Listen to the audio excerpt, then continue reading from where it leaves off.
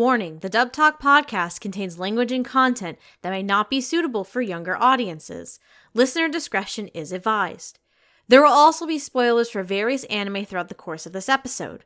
Please use caution in case we discuss a series that you haven't finished yet. Finally, the opinions expressed are those of the individual participants and may not reflect the Dub Talk podcast as a whole. Enjoy the show.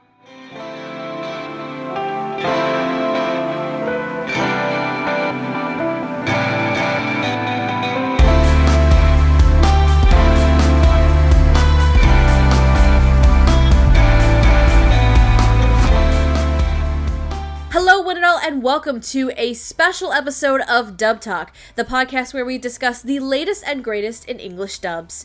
My name is Stephanie, and I'm joined today by Amon and Gigi. So, how do you feel about elevators? They're fine. They're fine. How do you feel about bars? I love those. Who doesn't like drinking? And how do you feel about anniversary celebrations? Ooh. Speaking of, I don't know. All of mine are kind of cursed. Oh no. Oh no. Yeah, I have a bad story I'm not going to tell you, but if you see me at a con, you can ask me about it, and I'll tell you. So that means the next time we go to a con together, I'm allowed to ask you. I mean, it is not fun. I mean that it's not a fun story, but yeah, I can tell you. Hey, listen, you opened yourself up to that. Anyway, we have arrived to the year of 2025, or at the time of recording this, we're close enough. And for us here at the podcast, it's a very special time, as this year we are celebrating 10 years of the podcast. We're old. Holy crap. Oh my god. We've been doing this for frickin' ever. I need to man, retire. we're gonna have to come up with a new fucking logo to put on our accounts. Jesus Christ. Can the microphone have a party hat? Oh, we need a party hat right now. Call a party. Let's go. Let's go to Party City. We need to go get party hats and stuff. They're all closed. Fuck, I forgot. They went bankrupt, didn't they? Yeah, much like us. 10 years, we're still poor. This podcast is sponsored by Gigi needs a new MacBook. Steph needs to fix her MacBook that she bought a year ago. God. Anyway. So, we're celebrating 10 years. So you're probably thinking, what the hell are we going to be doing in order to celebrate this fun little milestone? I thought, what better way to celebrate than by bringing back some old favorites of ours? So for this year only, Dub Talk has created a special series of the podcast called Dub Talk Retrospective. Over the next 12 months, all of the hosts will be covering a series that we have previously discussed as brand new episodes. But we're bringing them with fresh and new perspectives from both new and old hosts, from both old and new hosts alike. And what better way to kick the year off than by having the boss lady bring back one of the very first series we covered on the show. Today, we are heading back to the good old Quinndecim as we pass judgment on the 2015 series from Studio Madhouse, director Yuzuru Tachikawa, and based on the short film Death Billiards. That's right, we're going to be fully discussing for the first time the English dub of Death Parade. Oh boy. Everybody, put your hands up. I just want to point out this OP is made of lies. It is so comedically unrepresentative of the show you're about to watch. It is such a total shift, it's not even funny. For those who don't know, if you need to go listen to the opening Flyers by Bradio with a D, B-R-A-D-I-O, I believe it's spelled.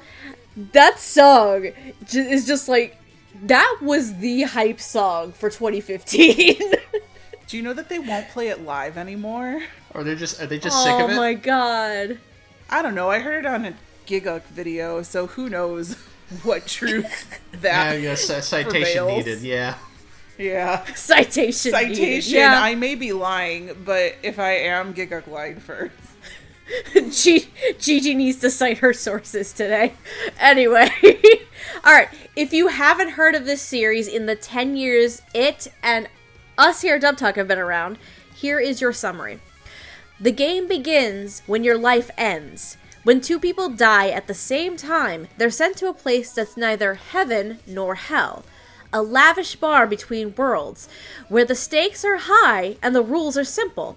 If you win, you live again. If you die, you're gone for good. Decim is the bartender charged with serving souls who enter Quinndecim. He may make a mean cocktail, but his true profession is to play the role of Arbiter, a judge who determines whether or not a soul is worthy of reincarnation. To aid in his judgment, the bar's patrons are forced to play simple games laced with sadistic twists designed to bring their true nature to light. To Decim, judgment has always been black and white. That is, until he meets a mysterious young woman whose fate seems impossible to decide. His indecision shakes the very foundation of the games and raises the biggest question of all. Who is fit to judge the dead?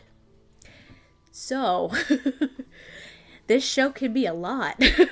Mind you, that's the summary from the ever wonderful limited edition set that I have, because I love this show a lot. Like, I think I was kind of obsessed with the show a little bit in 2015. Were you? And a little bit. And it's very interesting and fun getting the chance now to come back and revisit it. 10 years later, because at the time when we did the first episode, of course it was the original OGs, so it's myself, Hardy, and Megan. At the time, there was only one episode of the English dub out. So there wasn't a lot that we could really talk about and sink our teeth into, but I remember it's been a minute since I listened to the original episode. I remember that we all really enjoyed it, and we were so excited to see more of it. But at the end of that season, when it aired, I was kind of just dang, I wish we had the chance to go back and revisit it. So when the 10-year retrospective idea came up, I was like, okay, I won't lie, I was stuck between 7 or 8 options for the show I wanted to pick and cover again. I was just what do I want to do? But in my heart, Death Parade was always that one show that I always really would want to revisit at some point if we were ever given the chance to. And I'm so excited we get to talk about it again now, and this time with a couple of fresh faces to it. I think Gigi has seen the show before, but Amon has never seen the show before. So how'd you like that ride, soldier? Yeah, barring maybe an episode that you showed on stream back in the day, I've seen the opening. Yeah. I recognize that. I've seen that before. Yep. Yeah, I think when I was actually making YouTube videos and I did best of the year and worst of the year, I think I distinctly remember Death Parade being my number 2 that I watched one year. Don't go back and look for that video. I might have pirated it already. Gotcha. Do you remember what your number 1 was at the time? No. It was probably something stupid. Diabolic Lovers? It might have been. I mean, I was about to say harem trash, perhaps? It might have been Hunter x Hunter. Gigi Shorter Trash? Might have been what? I said it might have been Hunter x Hunter. I don't know. That's okay. That's not trash. I also need to finish Hunter x Hunter. When I started my channel, I was really obsessed with talking about every episode of Hunter x Hunter. So oh my God. It might have been a thing, but I'll start searching for it. Maybe I'll find it by the end of this episode. We'll figure it out along the way. But anyway, yeah. So nothing really is going to be different with the retrospective series in terms of how this is going to work. So we will be covering the series from beginning to end, talking about the casting, the staff, the performances, and just the series in general. But one of the points of the retrospective series this year is, especially for those who have previously been on the episodes that we're covering, but are returning for the new ones, one of the points that I kind of wanted to make known, well, maybe not necessarily known, but one of the things I wanted to make with this retrospective series in particular, is kind of seeing how our thoughts and feelings and perspectives may have changed in the 10 or so years that we've originally done these episodes. So I'm excited for this series, and I'm even more excited to dive into this. So are you ready to play the game? Do you want to play a game with me? I mean, I don't have a lot of choice. Yeah. Yeah, because you're not allowed to leave anyway. I hate to tell you until we do this. So, but I promise you we're not going to do reincarnation or void. We're not doing that shenanigans.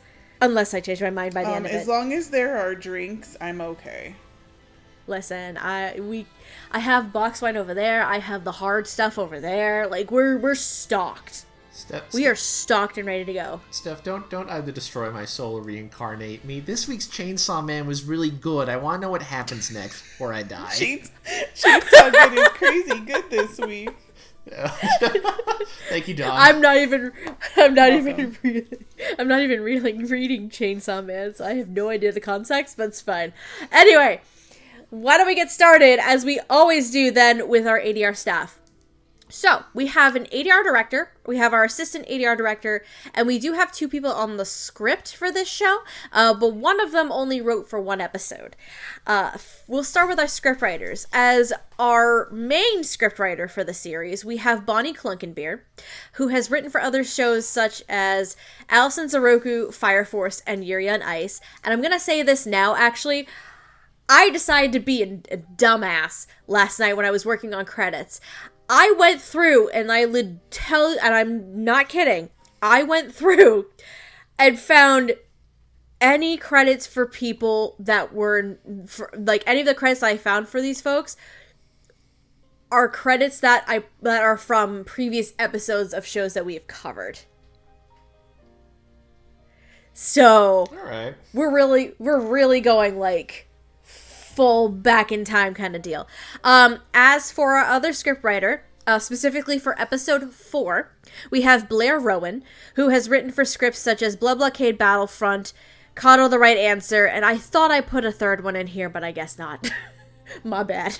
Our assistant ADR director, that would be Chris George, who has directed other shows such as Dr. Stone from season 3 onward, Life Lessons with Uramichi One-san, and Snow White with the Red Hair.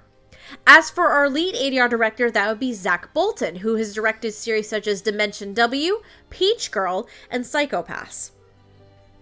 So, how do we feel about the directing and writing on this show? Sorry, I was going through my YouTube video. Go ahead. Oh, you're looking through your video. So the problem is that I split them up and I didn't write them down, so whatever. It's fine. It's fine. I'll go first then. Okay. Thank you. How do you feel?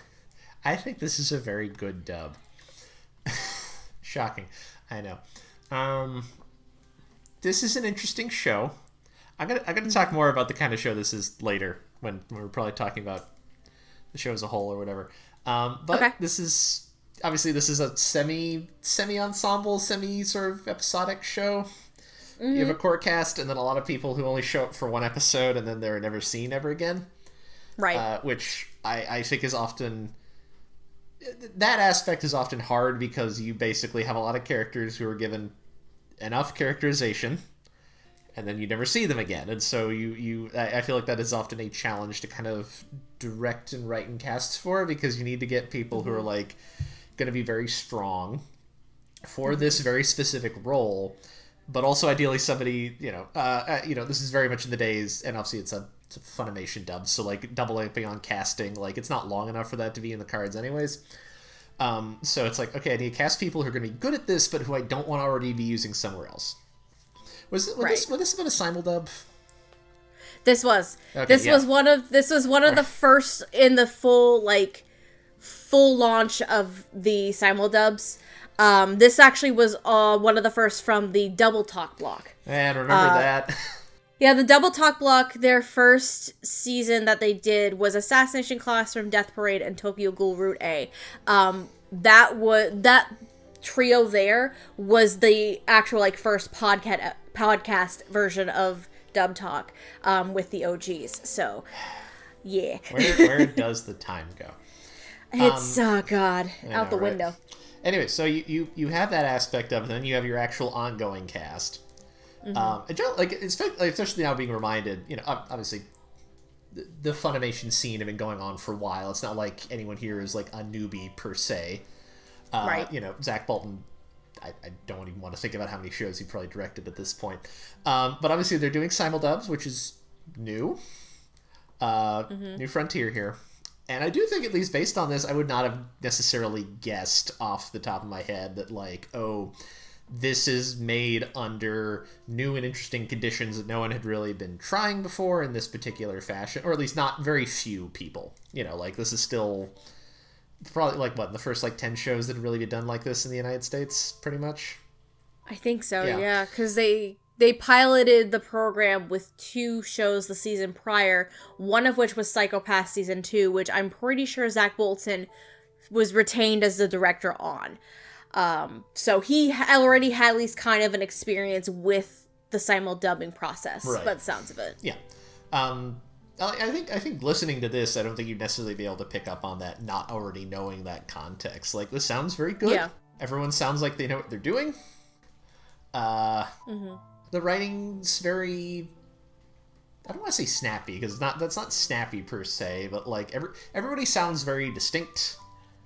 I think this show has a weird tone, and I do think Bonnie and Blair's writing do match that pretty well, because this is some Twilight Zone ass we're only going to give you as much information as we think you need. You're still going to have a lot of unanswered questions at the end, and that's intentional. Yeah, I've always found that Bonnie as a writer, her style kind of leans more faithful to the original adaptation, with some minor tweaks and adjustments to kind of to help it fit for a North American audience and also match lip flaps. And Bonnie's writing has always been, for me, some of my favorite adaptation work, to be honest. I do remember highly praising her when we originally gave our impressions of this show, as well as various others. And then, because this writing of it, this show, it is a dramatic show, but it also hits a lot of emotional beats, a lot, with most of it coming from the different episodic characters, primarily, and then with our mysterious black-haired woman, as well, towards the back third of the show. And I think the writing does very well to not over dramatize it, and also not make it hit in the wrong way. Because there are characters who have murdered people, there are characters who have committed suicide, there are characters who apparently blew up in an explosion. We'll get to that in a minute. But as there are some funny moments in the show themselves, but when it's able to hit those dramatic and emotional beats, I think Bonnie's writing, primarily Bonnie, of course, but Blair is phenomenal too with the episode he did. Good lord. The writing hits nicely. And then directing wise, looking at how the cast is laid out, especially for a lot of the major characters, you can tell that Zach, when he cast this show, pulled from what he knew. I mean, you say that about a lot of things, but I think one of the funniest things that he did, he pulled definitely from a lot of Psychopaths for this one, especially with one of our leads and one of our major characters in the show. I just find it the funniest thing, again, that these two are at odds against each other, just like they were in Psychopaths, but we'll get to that in a bit. But what's also interesting is how Chris also handled the directing as well, because while I did not pay attention to all of the end credits just to like see who directed what, I did see that the last like third of the show was purely Chris directing it. So it started with episode 8 and all the way through to the end, essentially. And those are some of the hardest hitting episodes of the show, in my opinion. So the fact that he was able to handle those phenomenally is just like, kudos to you, Chris. Again, I don't know if this is one of those situations where Zach only directed like maybe 1 or 2 episodes and then Chris took over the rest of it. But how at least ANN credits it is Zach as the lead ADR director and Chris as the assistant. The argument could be potentially made that Chris did more of the directing than Zach did, but I can't speak to that. But again, similar to the writing for the directing front, the dramatic moments were there, the tension was there, the emotional beats were there. Like it was one of my favorite shows and dubs from 2015 for a reason. And I still think it holds up even now, 10 years later. And I'm just like, yay.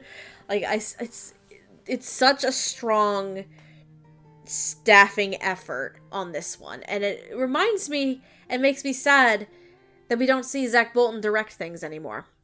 He's mostly a producer now.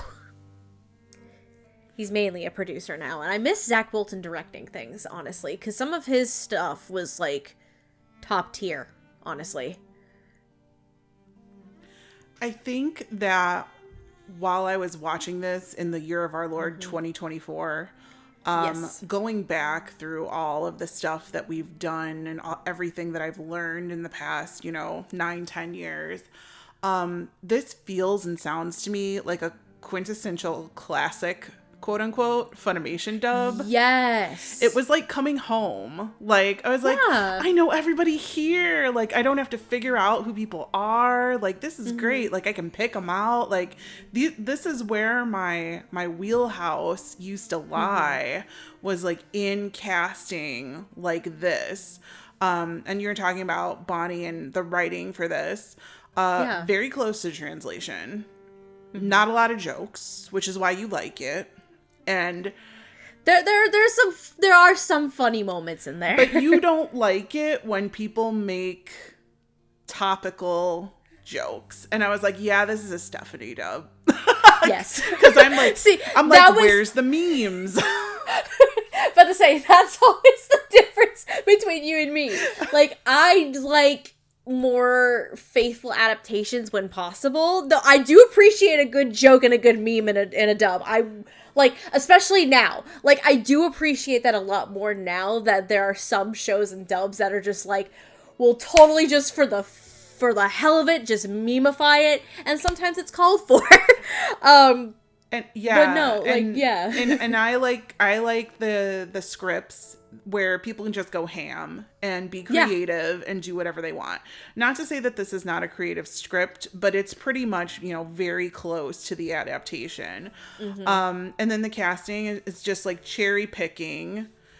Who's got a couple hours today who's sitting around the office and can come in the booth? Oh, like, you over there who's in a million other things, get in here. Like, let's have you scream or cry. Like, Eric Vale, get in the booth. Oh my God. We're not talking about him tonight, but Eric Vale, get in the goddamn booth. I was like, Sachi. I made Chris watch this with me because he's never seen it. Really? Yeah. Okay. He didn't see like the last 3 episodes because I watched those right before we started recording today. But Right. I was like, Sanji? And he's like, Sanji. And I was like, I finally did it. Like, I'm placing One Piece voices. Like, this is where my life is now. I was like, it's Sanji. But no, like, I think the direction was very well done, given the material that they had. And especially if it was a simuldub, because I watched this streaming on Crunchyroll where the captions were AI or auto-generated. Oh, God. Thanks, Beckham. Ew, I hate that. Thanks, Beckham. Loved it. I hope you bended it the right way. Oh, man. But Ew. yeah, but whatever. So like, you know, everybody, you know, back in the day, you know, let me get my cane and sit out on the front porch. Back in my day. I think knowing that because I forgot about Double Talk, Jesus Christ. Yeah.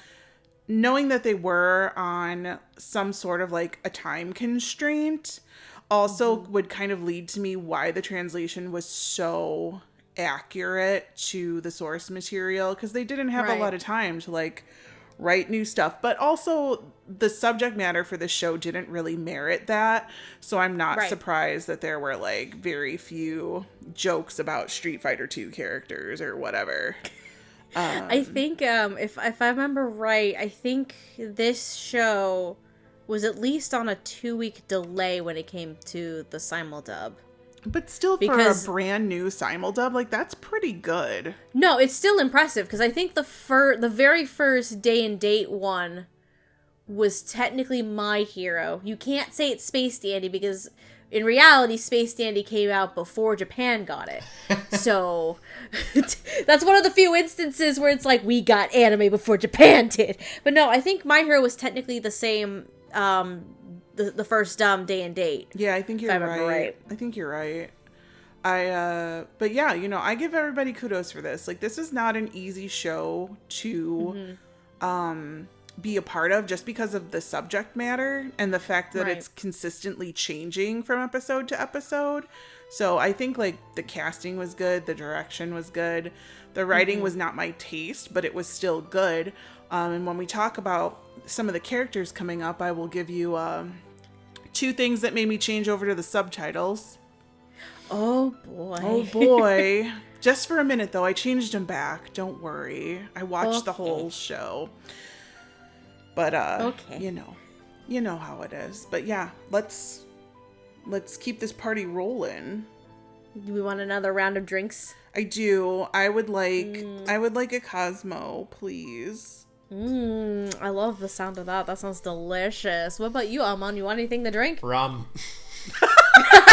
Just straight. Just give me the bottle. Fuck it. Does it have a lady on it? Or a pirate? No, does it have a sailor on it?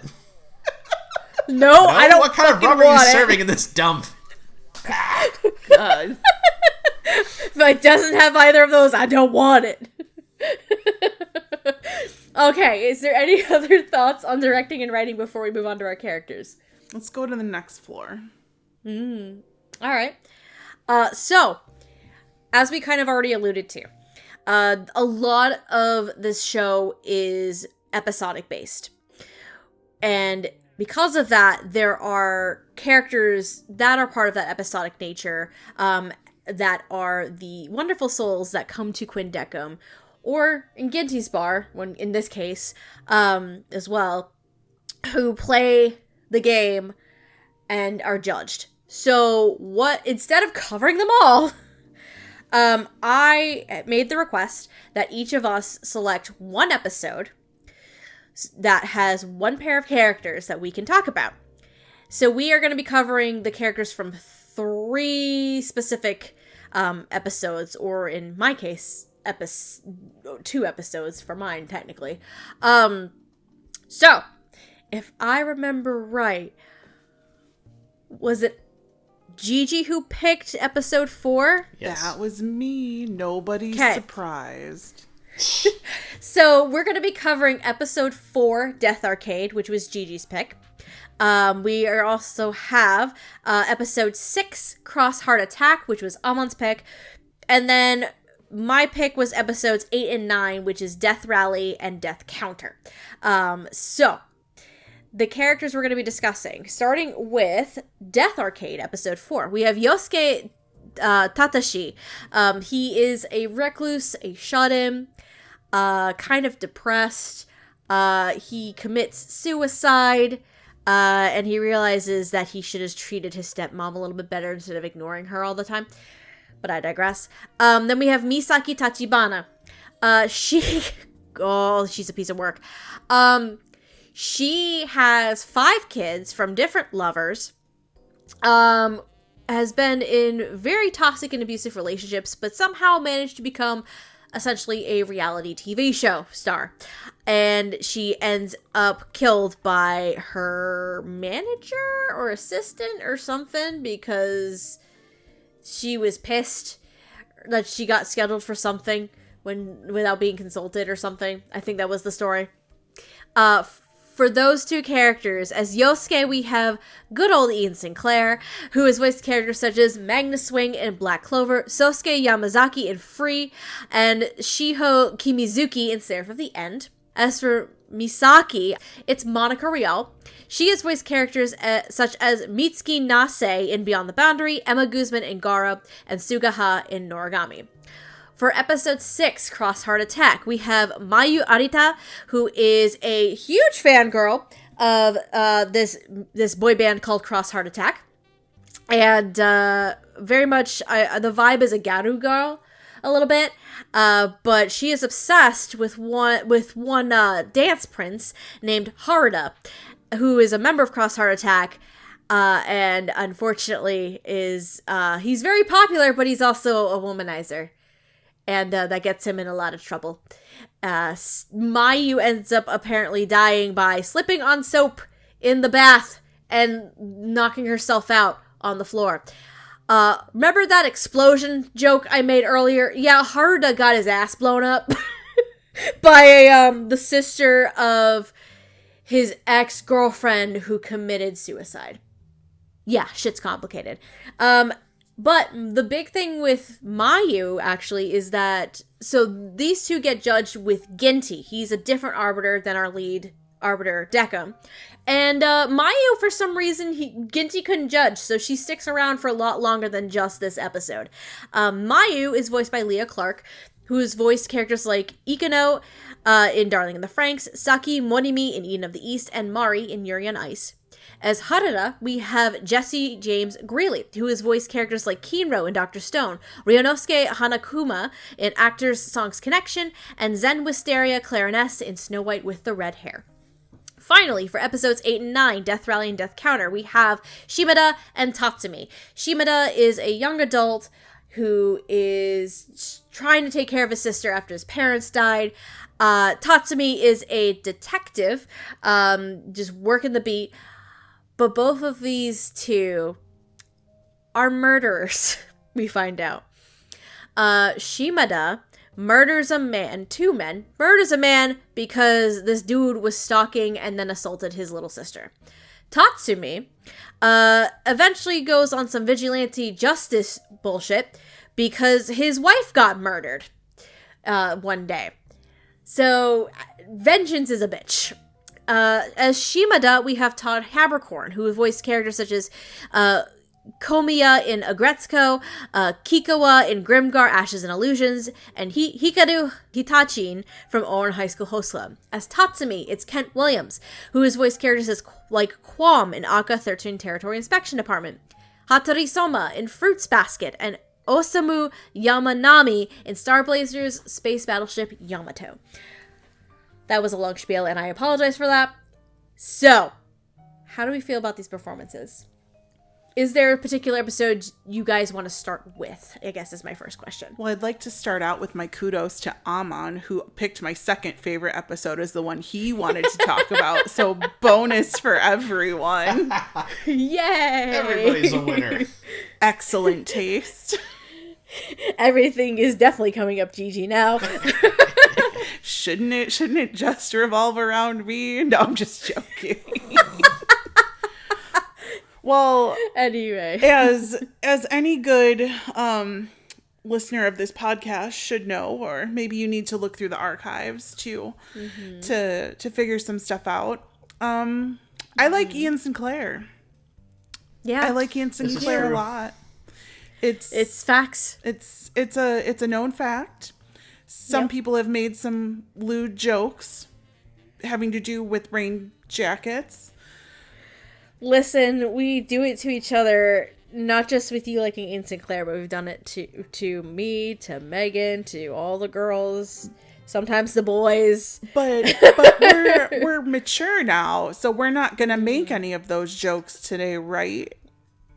Well, given the character that Ian does play, I don't think we can, even if we wanted to. Why is he so good? Like, this guy is a wreck. I was like, I was like, what? I was like, how? Like, when you think of Ian Sinclair and like you know his personality and like real life, you can realize what a good actor he is when he has to play characters like this, who are like shut-ins, who don't want to talk to anybody, but then holy crap, you put him in front of an arcade machine and he's like going ham.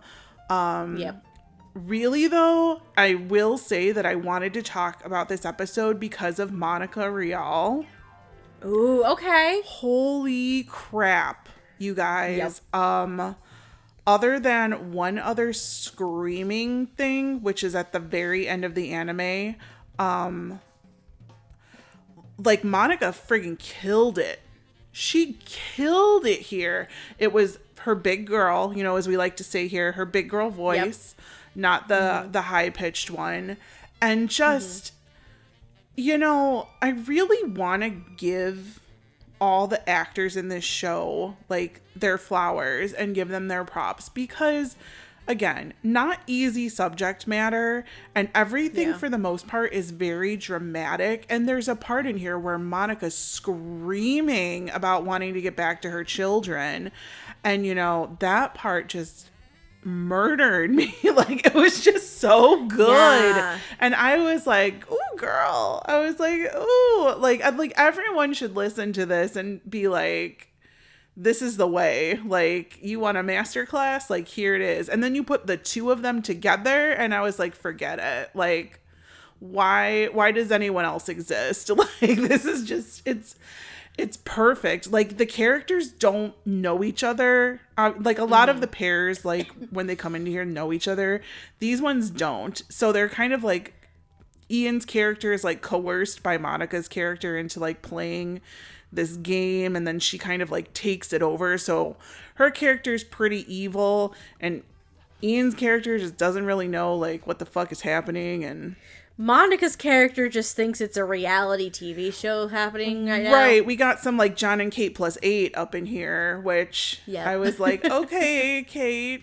Where are the cameras? The cameras are here. The original and Deckham's Karen. like, there are no cameras. Deckham's like, there's no cameras. And she's like, wait, what? you want some Karen shit going on. Like, it's the thing.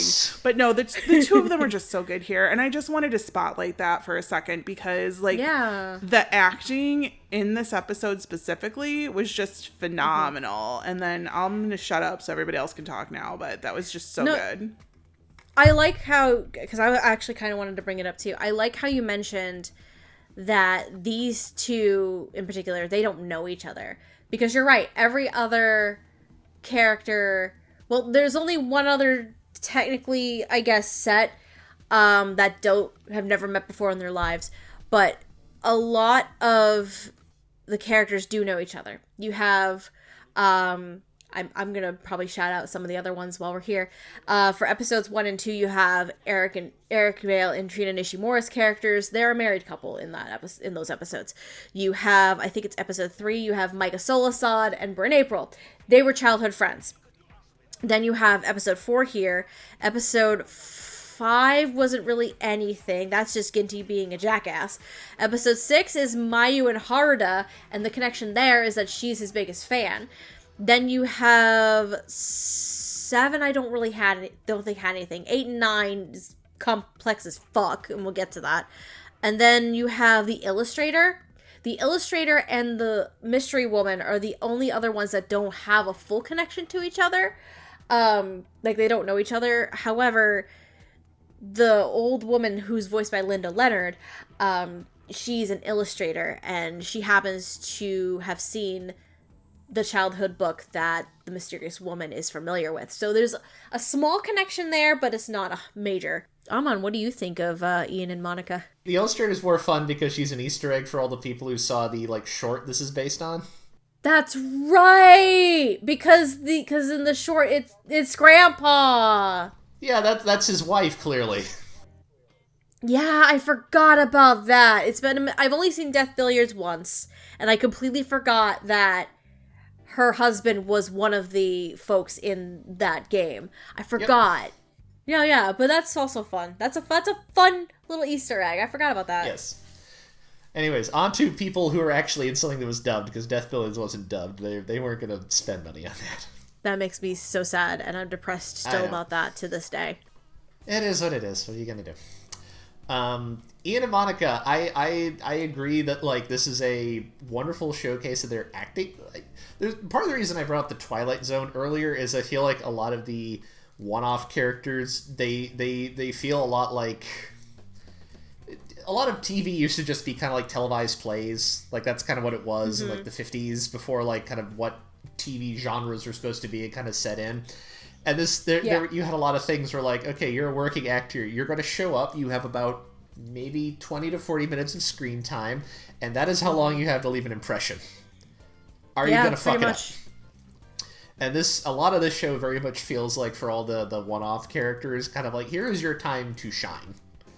Because I feel like for some of these are more obvious than others, but I think especially for Ian and Monica, these very much feel like these are very against type for what I would usually cast them in.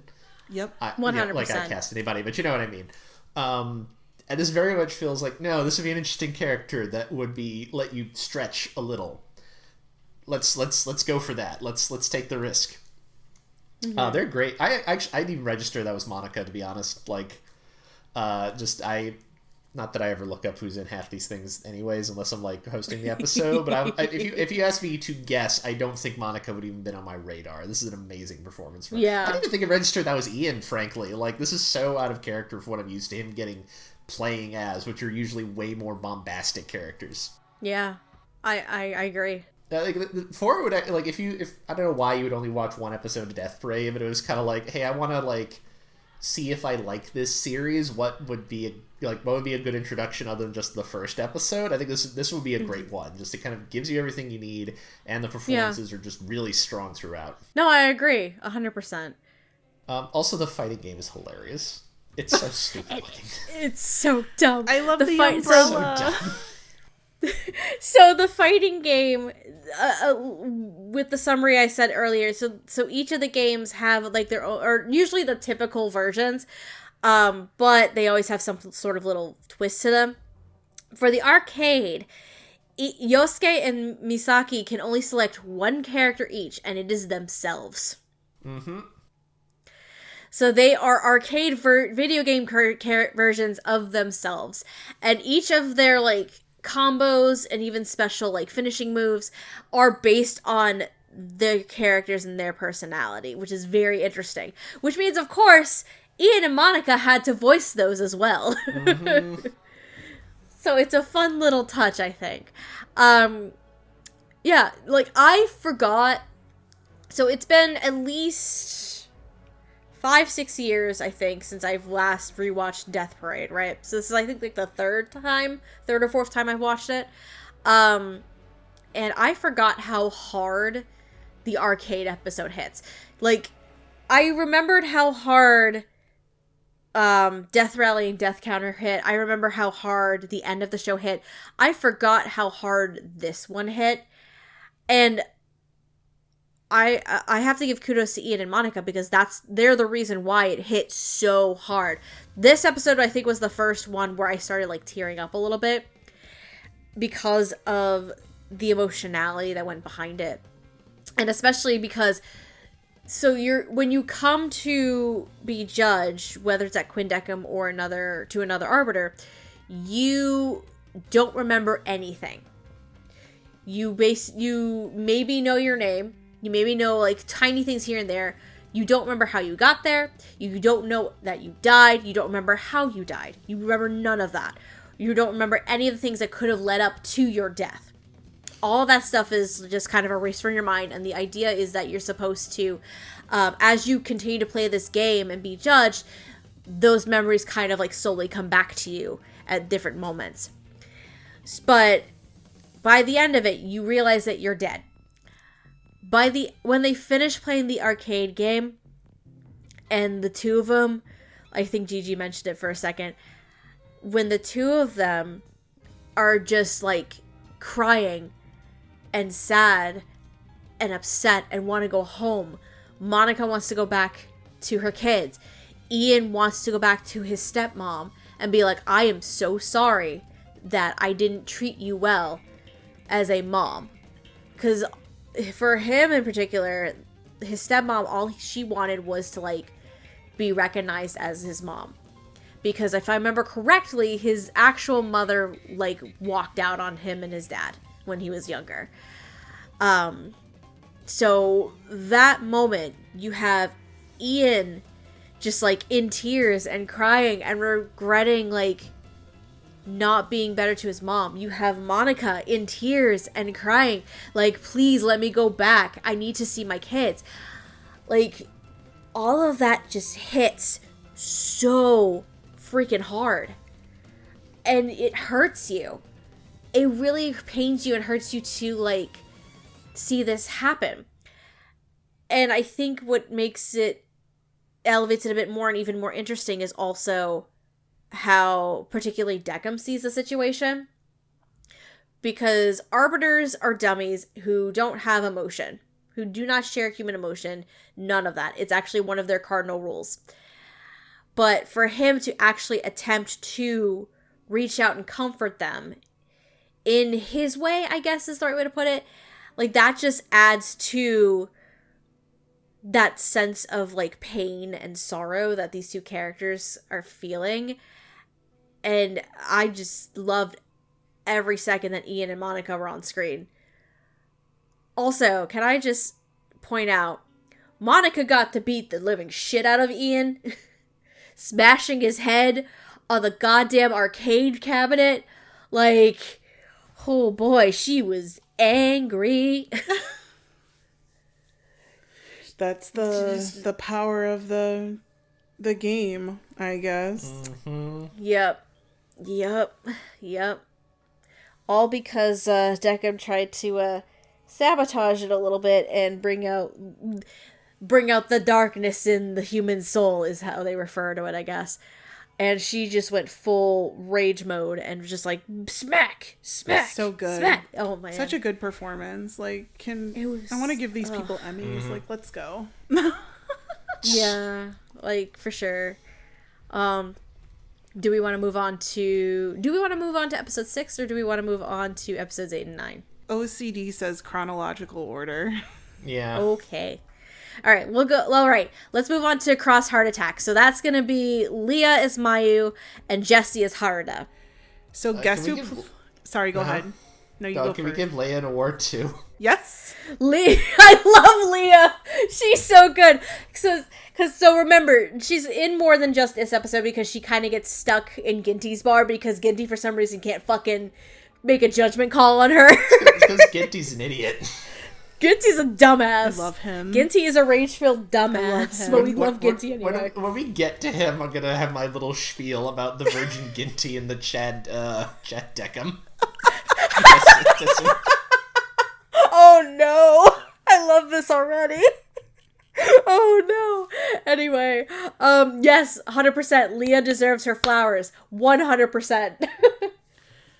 Why is her character me? Like,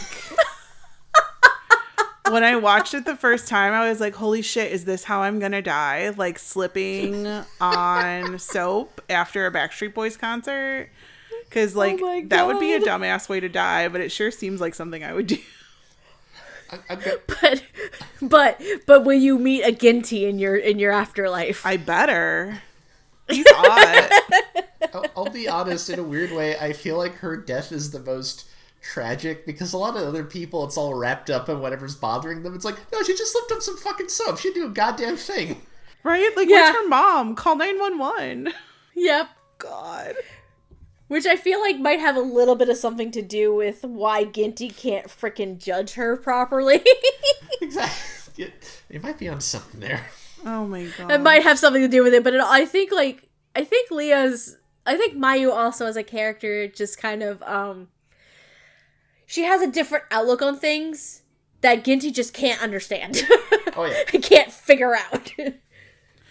I think a lot of people can't get into the mind of somebody who spends their life being a professional fangirl. Yeah. But as a professional fangirl, she right on. I will say that it did take me a little while to get into Leah's performance, probably because I just heard, I Mary sued myself into that character, and I was like, oh, she doesn't sound like me. But no, like, I know when I first watched Death Parade, like, I cried a lot. But actually rewatching it this time when I watched Mayu and Haruta in the elevator at the very end, like that was my crying moment. I was like, oh god, why? Like, why are they doing this? But because Ginty's a dick. Let's not. Well, yes and no, but I think that Leah, once I got out of my own head, like, she definitely did a really good job. I think that what might have benefited this more would have been a writing style that was a little more to my taste, as opposed to, like, being exact to the source material, because there were so many, like, jokes. Like, this couple, like, and definitely it was like the fan servicey jokey episode, because there's a lot of panty shots in here, and like they're playing Twister. You make your own jokes, like, make your jokes. They probably did it, but and just the fact that Haruta was such, like, a little womanizer pop star like that, and then he regretted it at the end, all the horrible things that he thought he put these women through, which, by the way, this is when I had to turn the sub on, because I saw the credits, and Mamoru Miyano plays him in Japanese. Of course he does. Oh, of course he does. Perfect casting is perfect. And I was like, of course he does. Like, this is great. But no, Jessie did a really good job too. I didn't get Jessie at first. Like, that was the one where I couldn't figure out who it was. And who did I say? Okay. Who did I say? I said Aaron Dismuke, and Chris was like, no, it's not. I was like, but he has that little raspy thing going in Haruta's voice, and he's like, it's not. And then I saw it at the end, and I was like, oh, Jessie. Wow, I didn't get that at all. Huh. But interesting. Loved this episode. Loved the two of them together. Love Ginty. Amon has impeccable taste for choosing it. And everybody hope I don't slip on the soap, so. After a Backstreet Boys concert. Just don't shower after a Backstreet Boys concert. It'll be like the time that I caught AJ's towel. And I was like, like, I'm gonna, like, not rub it all over my body, but it is still to this day, years and years later, in a Ziploc bag, preserved for all eternity. Oh my god, I love that. That's great. It's got his sweat on it. It's got, like, he signed it. He signed the damn thing? He signed it, and he chucked it far, because we were not close that concert. Oh, okay, he signed it before throwing it. Yes. He signed it before okay, I was like, wait. it. And I opened it up, and I was like, holy crap, he signed it. Everybody's, like, screaming. I'm, like, beating up bitches next to me, and I was like, this is mine. Bitch, this is mine. So worth slipping on the shower for. Okay. Amon, what do you think of Leah and Jessie? This is magical. They're so funny. Yeah. This I feel like this episode comes at a good point in the show. Yes. Part of the reason I like this is it comes at a good point in the show, because the show, by and large, is pretty bleak. It's not, there's comedy, but this is not a fun time for the most part. And then you get this one where you have Ginty, who does not take this nearly as seriously as Decim does. Right. And you have these two who are... What beautiful knuckleheads. Like, I'm kind of sad they don't get to spend the rest of eternity together. They're perfect for each other. It's great. And it's so good because, like, at the end it does lead a little towards tragic, and then it turns out, Ginty's sitting there trying to gloat about the fact that the spikes at the bottom are all made of rubber, and Leia's just like, I peed myself, get me clean clothing, shut up! Yeah! I couldn't hold it in anymore! Yeah, like, I Jessie does a wonderful job, like, I don't want to take that away from her, she is amazing as this just delightful... Just I don't call him a dumbass, but it's just like you're so high on your own success, and you know how to turn the charm on so well. She's very funny in that. But like the main reason I picked this is Leia, just because like this is such a perfect version of this character. Like I can't think of a better version of this Garyu. Like they're not Valley Girls per se, but that's kind of roughly the equivalent of if you're going to pick an American stereotype, that's kind of roughly where it is. And like it is that's like this I can't think of a more perfect version of this character type than the performance Leia gives here. She's so funny, but also so human. Like she manages to get the laughs, but also really bring up like the actual drama of like her character and what she's going through. Like it's great. I love it. Like 10 out of 10. Was very excited to learn that she was going to show up for at least a few more episodes. Me like, yes. too. Awesome. It's like, hell yeah, because Ginty can't figure out shit. But if you notice at like the very end of the show, like even though Mayu is gone, he draws her onto that little doll. He has is a Kokeshi doll? Is that what it is? I don't know what they're called, but she'll be in his bar forever. That's a Russian nesting doll, I think. I don't remember. But no, yeah. No, 100%. Like it seems like this is probably going to more lean into like Ginty when we get to him, but it feels like Ginty up until this point has just been like, humans are stupid. We can judge them however they want, but Mayu ends up having a bit of an impact on him. Because with all the other dolls he has in the bar, you don't necessarily... They're all the same. Unlike Decim with his hobby with the mannequins. And recreating any of the patrons that come to visit him, right? So it feels like it's a subtle way for Ginty. It's a sign subtly that Ginty could potentially start... like wanting to understand a bit more, even though he's reluctant to do so. In Mayu's case, it could kind of open the door for him a little bit. And that's what I kind of got from that. But anyway, what is there to say about these two goobers? Oh my god. Both of them are a delight.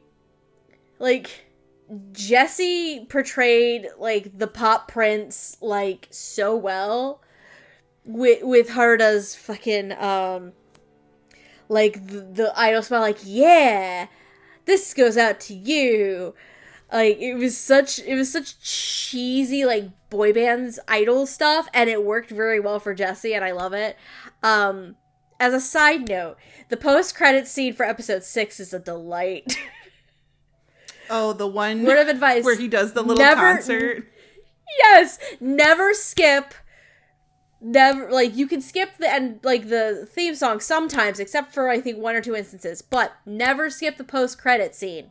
Never, because they are so fun. Well, this was the credits where I was crying, because before, like, Mayu and Leah, they were just kind of like, listening to this song. Listen to Haruda makes me so happy. Like, you don't understand like the joy that you bring into people's lives. And I was just like, right. My heart, my life. And then you watch her in the credits and she's just like listening on her little iPod or whatever and like looking up at the sky like, oh, I'm in my happy place right now. And I was like, yeah, girl. And then you have Haruda putting on a little private concert for Mayu mostly, but you have Ginty there, and then you have Decim and the mystery woman Yeah, there. For Some there. reason. They're all chilling. They all want to Everybody's see it. there. Who wouldn't? They're like, yeah.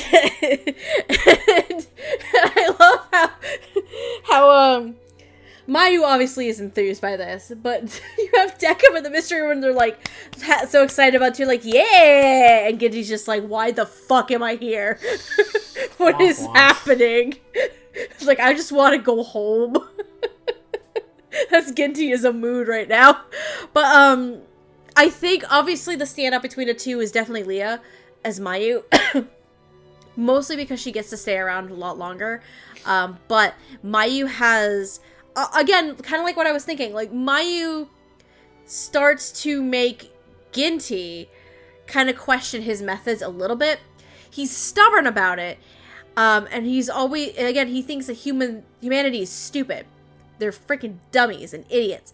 But Mayu kind of brings in a different perspective that, like, we're not as complex as you think we are sometimes, or you are simple-minded, but we can be selfless. We can put others above ourselves. We can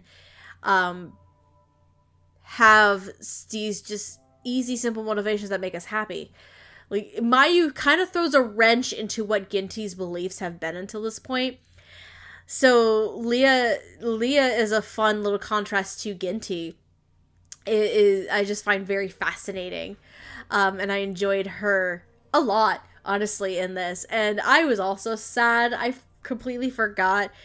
I remembered that Ginty made her choose between sending Haruda back to the void. Surprise, he ends up in the void. Little womanizing pain in the ass. Thanks, Ginty. Or sending this light Yagami freaking lookalike into the void. Ginty's like, here, you need to pick one to go into the void. Is it Haruda or is it this guy? And legit, it looks like Light Yagami from Death Note. Womp womp. Whoops. She chooses, I don't think it's ever really fully confirmed what Mayu actually decided. And I say this because you first assume that Ginty is sending her and Haruda to reincarnation, but he kind of flips it at the last second and they both go to the void instead. So it's hard to figure out what Mayu decided on, to be honest. And we'll probably never know, because there's no subsequent seasons or nothing, which kind of sucks. She decided to be together. They do get to be together, though.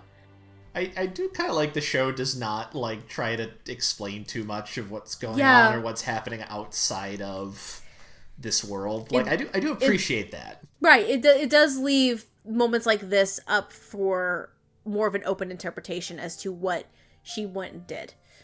Like, I'm of the opinion that Ginty was potentially going to send her to be reincarnated, but there was something that she said to him before he sent him on their way that pissed him off and made him question again what his thoughts on the whole thing was. So at the last second, he's like, you know what? Fuck you. Void for both of you. That's my interpretation of it.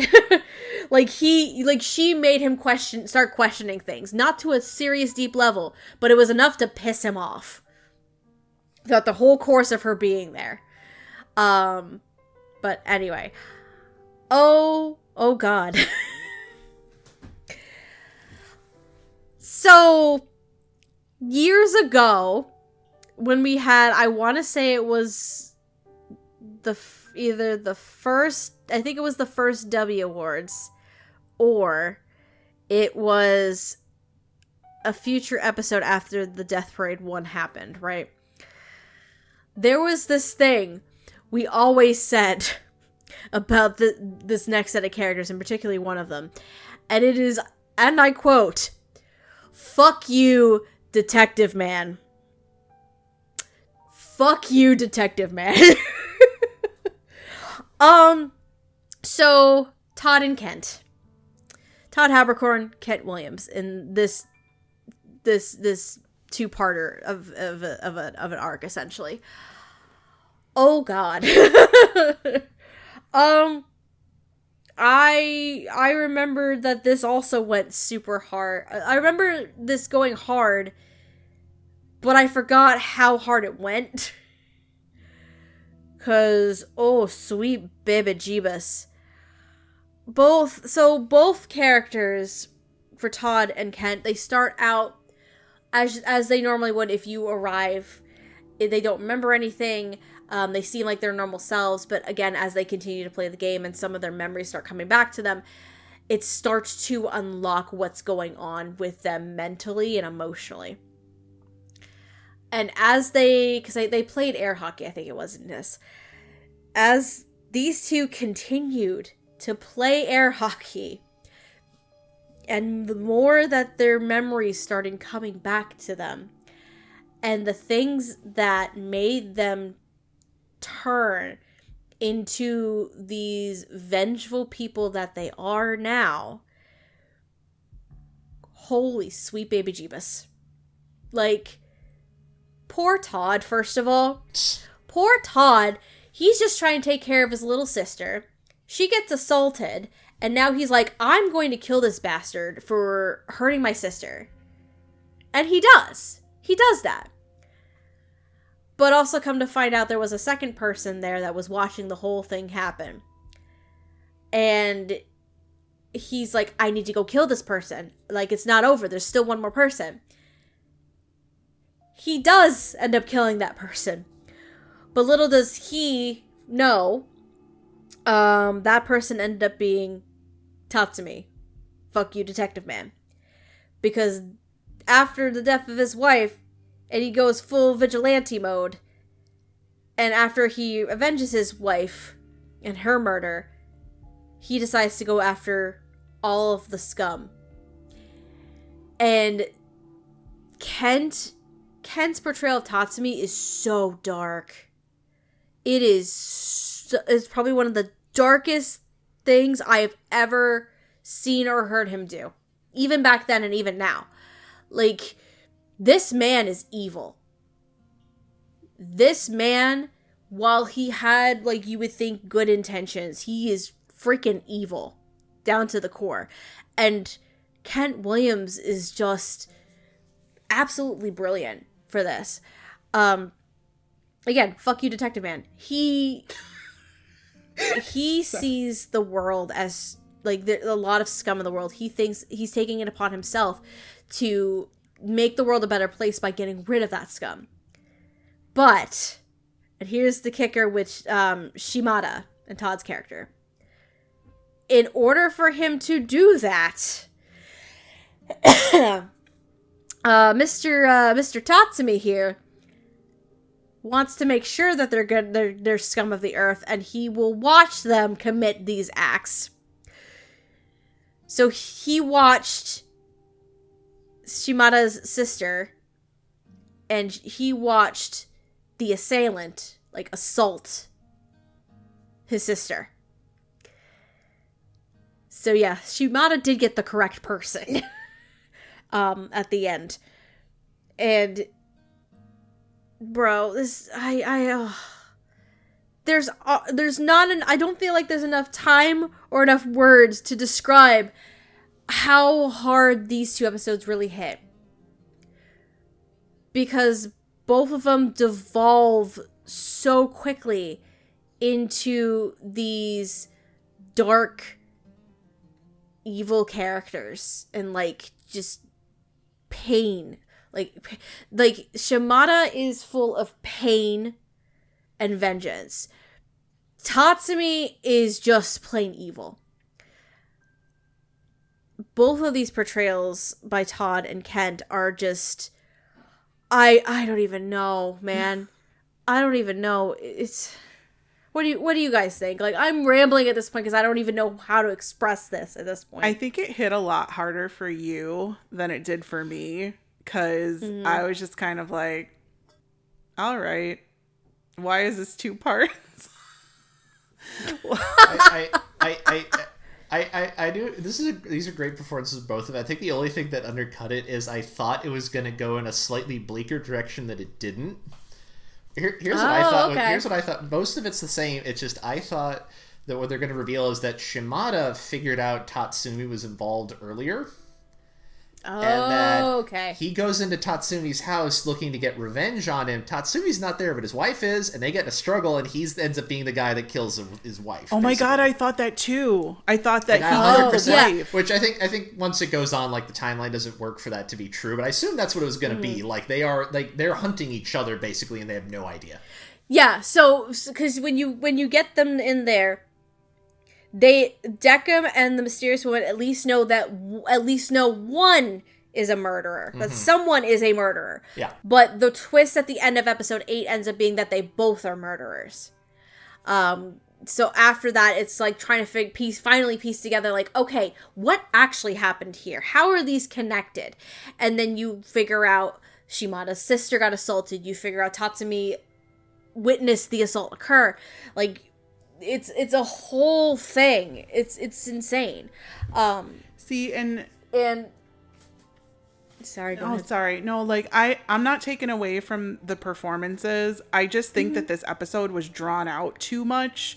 Like, to the fact that every few minutes they would stop playing air hockey for, like, the one dude to go smoke a cigarette. And I was like, okay, this is like detective exposition. And I was like, I don't need that in my Twilight Zone episodes.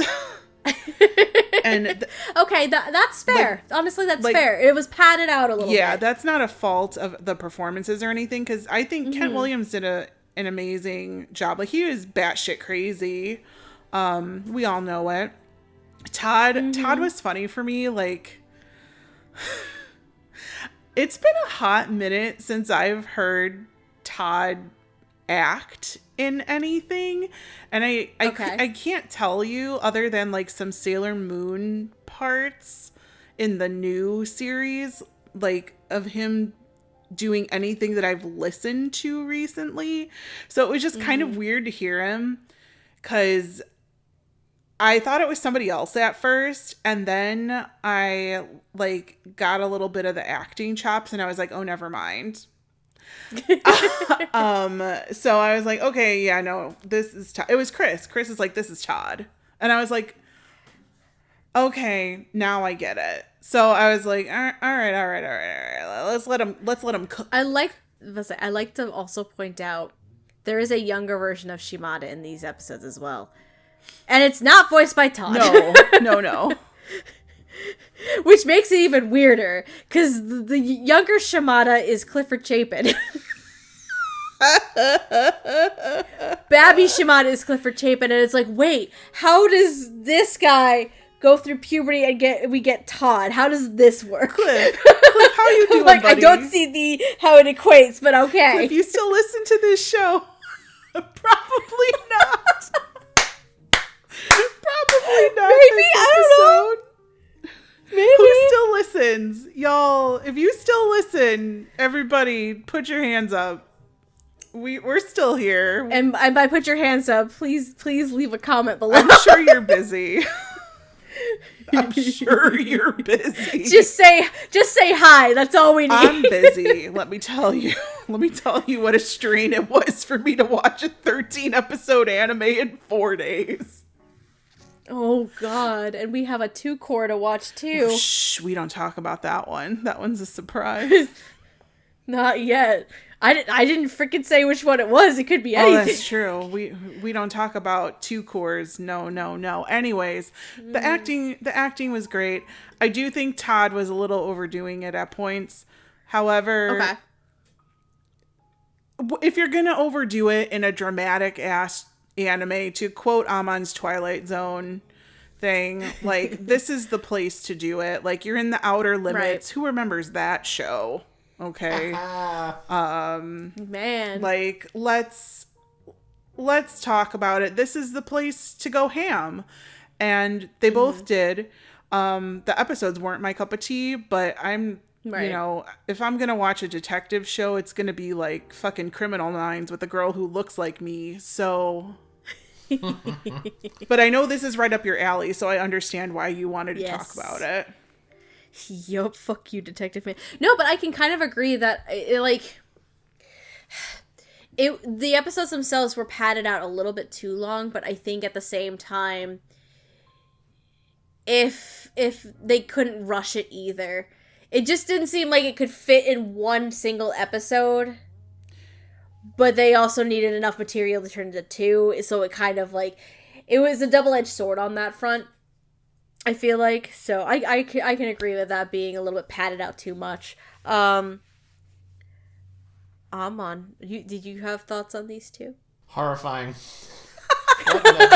What aside from maybe the last episode, probably the most upsetting part of the entire show. Yeah. Just nothing good happens here. It ends on such a dour note. It's like, Jesus Christ. Mm-hmm. No, they're both fantastic in this. This is definitely like the heaviest episode on a certain level, and I feel like they both really like they stepped up to the plate for it.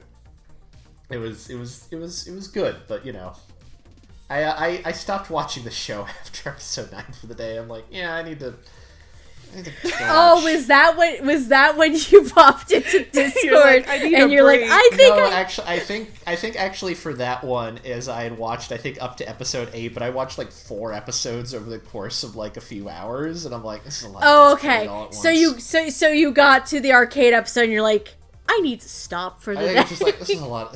It's like I could tell like, all right, something bad's gonna happen. I need to like watch. I'm also watching like what is it, D4DJ for reasons, and so like, let's watch that. That's light. I need a palate cleanse right now. Yes, that works out nicely. I need a palate cleanse.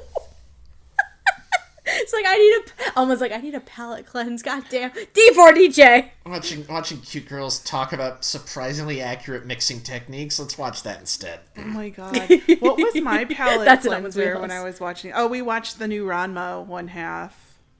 There you go. That's another good one. In between, it's stupid people kicking each other because they don't understand their feelings. It's wonderful. It's shampoo.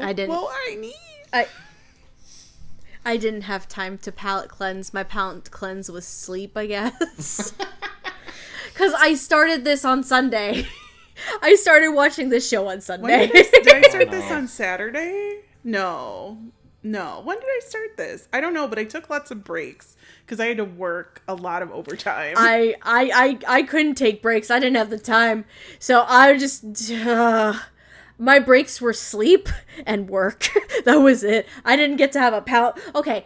Alright. Maybe... Okay. I had a palate cleanse on Monday, and that was when I was streaming. I think... But I didn't watch any Death Parade that day. So, I don't know if that's technically a palate cleanse or not. Anyway.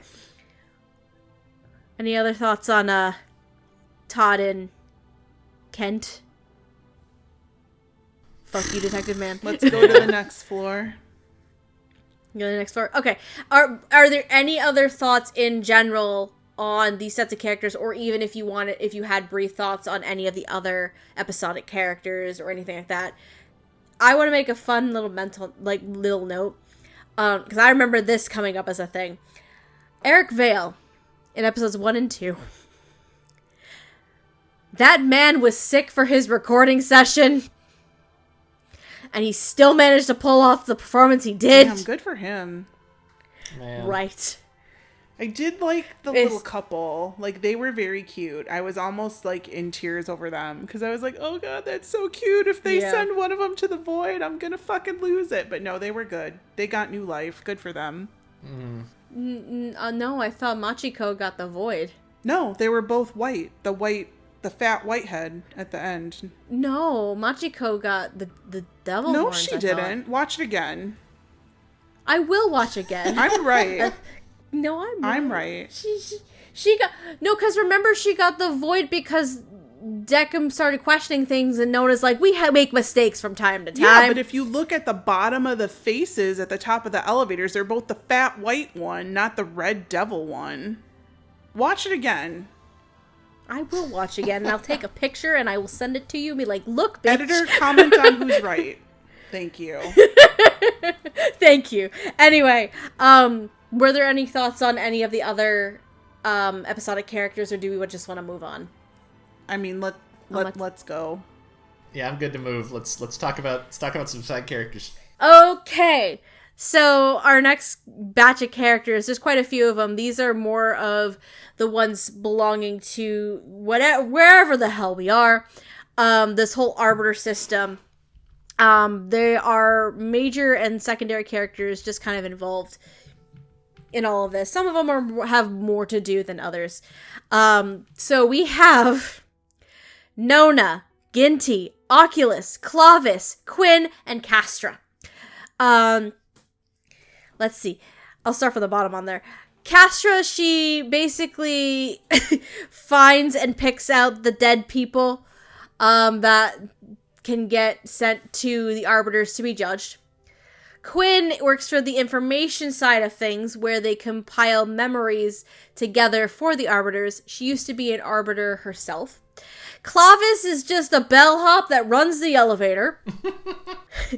Oculus is very interesting. Oculus, I don't know if it's completely confirmed or outwardly stated, but he's kind of on the level of maybe like almost a god of sorts. Like, he has more power to him than some of the other folks here. That's the vibe I got. We have the aforementioned Ginty, who is also an Arbiter, has his own bar, passes judgment on souls, and is a little bit of a prick about it. And we have Nona. Nona oversees this whole, I guess it's separated into towers, I think. She's in charge of this one singular tower with all of these Arbiters and all these folks, and kind of is the big, like, manager for this whole operation. But she also is trying to change the way Arbiters pass their judgments. Hence Quinndecim's existence, but we will get to him in a little bit.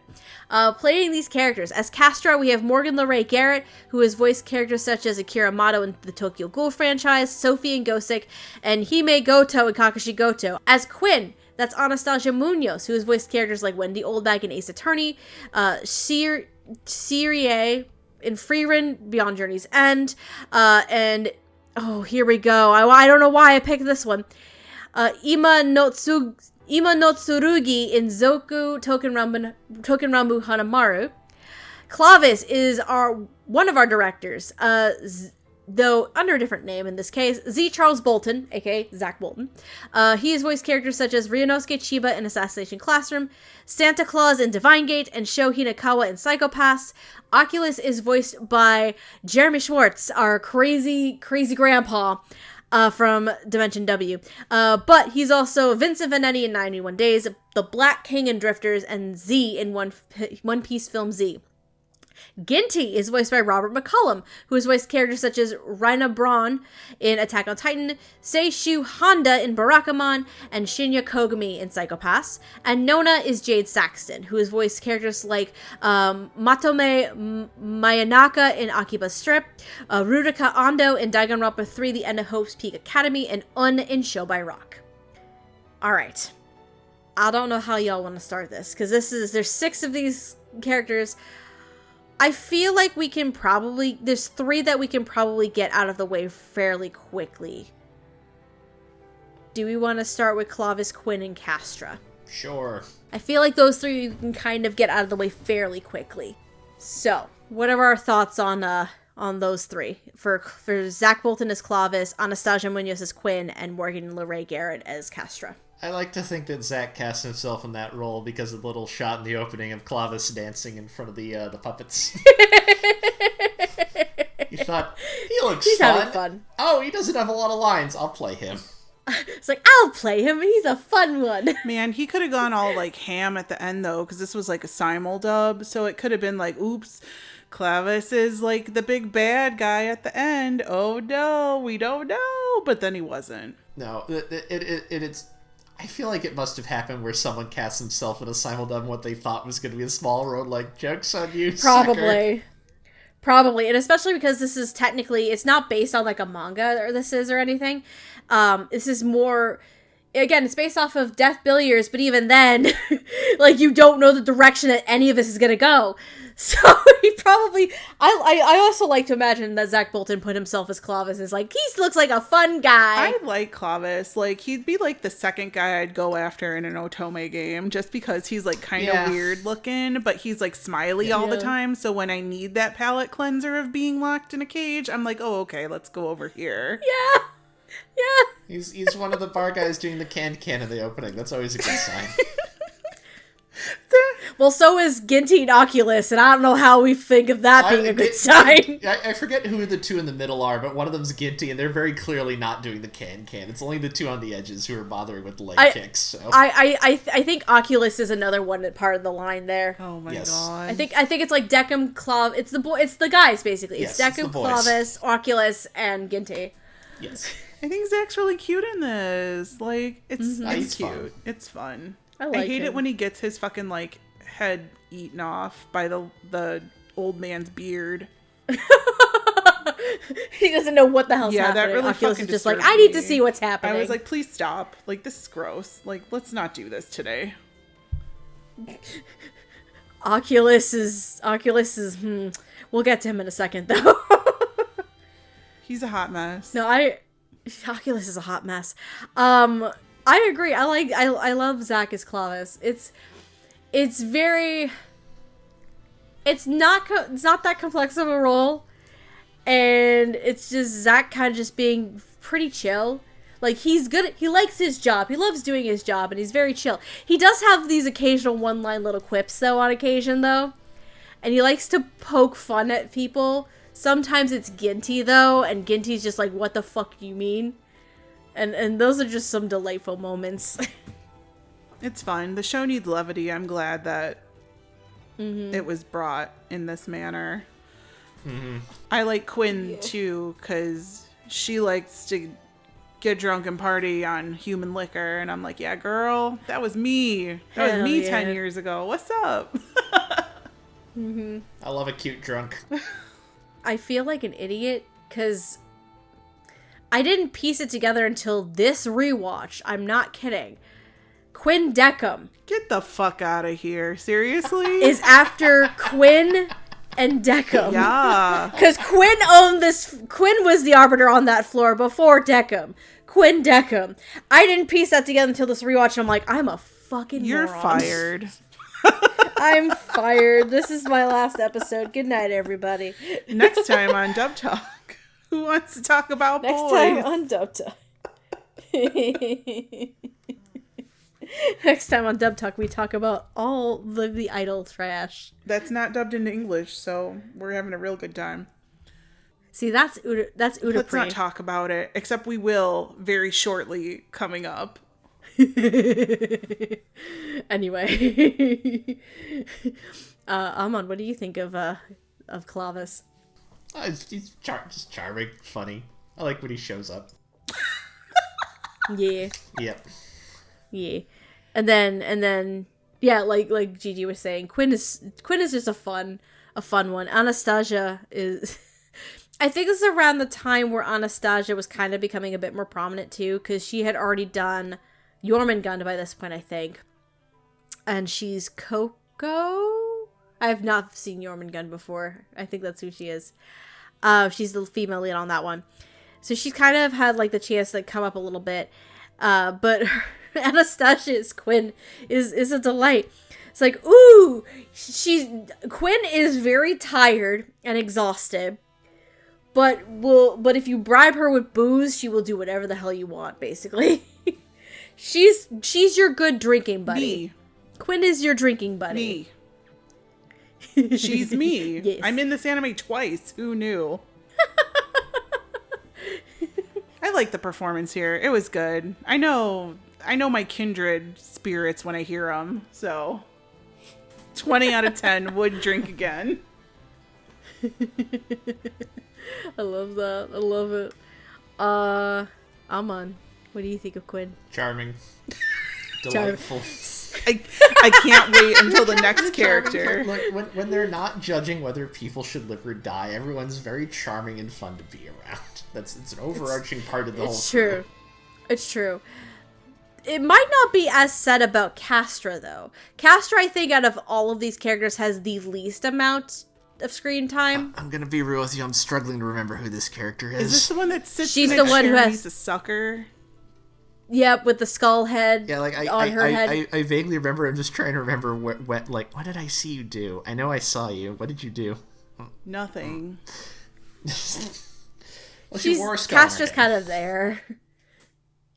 Castra's kind of exists to help progress things along and do favors for Nona, effectively. Very Mary Paycheck. I can't remember. Oh my god. It's like we've only just watched the show recently. We don't remember. I think, like, that's not to say that Morgan didn't do a bad job, obviously. Because No. For Morgan, around this time was when she started really coming up in prominence more, too. Because she had Akira Mato in Tokyo Ghoul at the same time as this. So, she definitely was, like, really starting to get some more major named roles under her belt at the time. And with Castra, it's definitely kind of the more mature tone. For some reason, it has a weird sensual tone to it without really without it being sexual, if that makes sense. I don't know why, but that's the vibe that I got off of Castra for some reason. Yeah, there was some weird vibe with the voice, and it was a good vibe, but it was just like me trying to take a second listen to it, and I was like, huh, that's new. Yeah. Yeah, it's definitely interesting. Yeah, like I was like, I couldn't place it, and then I was like, that's interesting. Like, I dig it. But it's an interesting choice. Yeah, so I again, you know, very Mary Paycheck, like, good on ya. Amon, was Castra also charming and delightful? Yes. I was waiting for it. And Steph, her, you buried and her the name lead. makes her sound like a long lost She-Ra villain. Oh my god. Oh my god. I love that. That's awesome. Okay. That was relatively easy. Now we get to the ones that are a little bit more complex. How do we feel about Jeremy Schwartz's Oculus? Mr. Old Man Flowerhead. He's not sexy grandpa. I did not like him. He creeped me the fuck out. For those who may not understand the reference, Shine On Crazy Grandpa is a reference to the first episode of Dimension W because he plays the scientist there. But anyway, continue. He is. You know what he reminds me of? What? I don't know if either of you have seen this movie, so this might be helpful. Hugh Grant's in a horror movie that's out right now called Heretic. I haven't seen that I've heard about this. He is so transparently off, but he's Hugh Grant. So he can just turn the charm up and you kind of don't care or notice, and that's kind of what Jeremy feels like he's going for here. Really? Okay. Well, like, he seems very affable until he isn't. Right. Yeah, like when he went full creep, he went full creep. Yeah, like there was not a slow decline. It was a pretty abrupt, like, nope, things are weird now. I don't like that. And I'm going to make that your problem. It's like, Nona, you've been a bad girl. Like, his whole character just, like, rubbed me the wrong way. Like, I just hated everything about it. And, like, the voice creeped me out. Like, the visuals creeped me out. Like, even when he was, like, playing pool, and I was like, something's up. Like, this just sounds like you're trying to hide something, or you're trying to think that you're, like, so self-important right now. I definitely think that was a purposeful choice. For sure. But 100%. it just, like, I don't know, like, good acting, you know. I'm just kind of like, I'm just a little disturbed. Yeah. Appropriate. Yeah, because it feels, the vibe I get, or my understanding with Oculus, is he's at a position that's above even Nona, right? So, and he just wants to hang out with Nona and play billiards all day long when Nona's like, nah, I'm good. I got better shit to do. I have a job. I have experiments that I'm working on right now that you don't need to know about. It's like, experiments, nothing. Wait, what? No, I can agree. Like, Jeremy Schwartz, first of all, you don't hear Jeremy Schwartz often. And his voice is, I think, at this stage, distinct enough to give it, like, an interesting tone to it. And then Oculus as a character himself is a weird conundrum of sorts. But I think Jeremy portrays it pretty freaking well, all things considered. Any other thoughts on Oculus? I wanted a sexy grandpa, and I didn't get one. One Piece has spoiled me. Oh, wait, who was he in One Piece? I don't know. Oh, Z, There's right. sexy grandpas all over in One Piece. He's Z in film Z. I forgot about that part. I again. either didn't see that or slept through that one, so... Okay, so you haven't experienced it. Got No, it. my relationship with One Piece is rather odd. It's Chris's fault. Yeah. All right. Okay. Do you want to talk about your boy Ginty, though? Yeah. Let's talk about... Okay, Robert McCollum is Ginty. Why is Ginty so hot? There it is! Why is is Robert McCollum so good at playing an angry, sexy man? I can't tell you, but it is a thing that I am into. It's very good. Like, he did a good job. Ginty's a fucking dick. Wait a minute. Robert McCollum. Yes. Who's he play? Is this Shanks? Ryan... Is this who Shanks is? No, that's Brandon Potter. What he has played, though, he's been in Peach Girl. That's it. That's it. That's the answer. Thank you. It's Peach Girl. I'm like, wait, she's gonna need that help. Thank you. She's gonna need that one. Shanks is in there somewhere. She's the I heard him. She's not oh fuck. He's I can't remember their names, the boys in the triangle. He's not He's the one I don't like. He's the one you don't like. Yes. Yeah. Which, I mean, it makes sense here because, like, Ginty is made for people to not like him. But I like him because I'm Trouble. And Trouble looks for me. No, he's a good job at being a dick. Like, and you can hear it, like, towards the end of the series. Like, the little turns, like, in his voice to, like, show that Ginty's not such a dick anymore. Like, he maybe went from level 10 dick to, like, level 9.7. But it's still there. Yeah. Like, I could hear it. So good job. Yeah, it's subtle enough to make that you can notice it, but it's not a huge shift in Ginty's character. Right. Because Ginty is stubborn as shit. Yeah, but he's also, like, super cool and makes people play Twister. I mean, come on. Like, what a fucking dream. You're not What a wrong. dream. He also has, like, this water power thing. The Arbiters have these, like, interesting powers and abilities. Like, Decim control, like, threads and shit.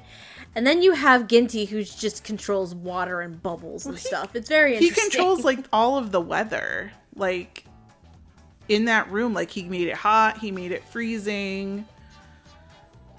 But how much of that is him and how much of that is actually the game that was set up ahead of time? Shit, who knows? They got powers.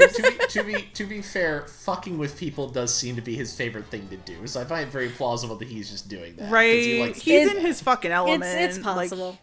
Like, it's true. True facts. He loves that cat. True He facts. loves to fuck with people. He does. Humanity is stupid to him. But he loves that cat. He loves that cat. That cat that's just... that. By the way, that cat that left him by the end because he's like, you're an asshole for what you did to Mayu. Typical misanthrope behavior. Loves cats, but not in a way where the cat loves them back. The cat loved him until he sent Mayu into the void. That was it. Relationship over.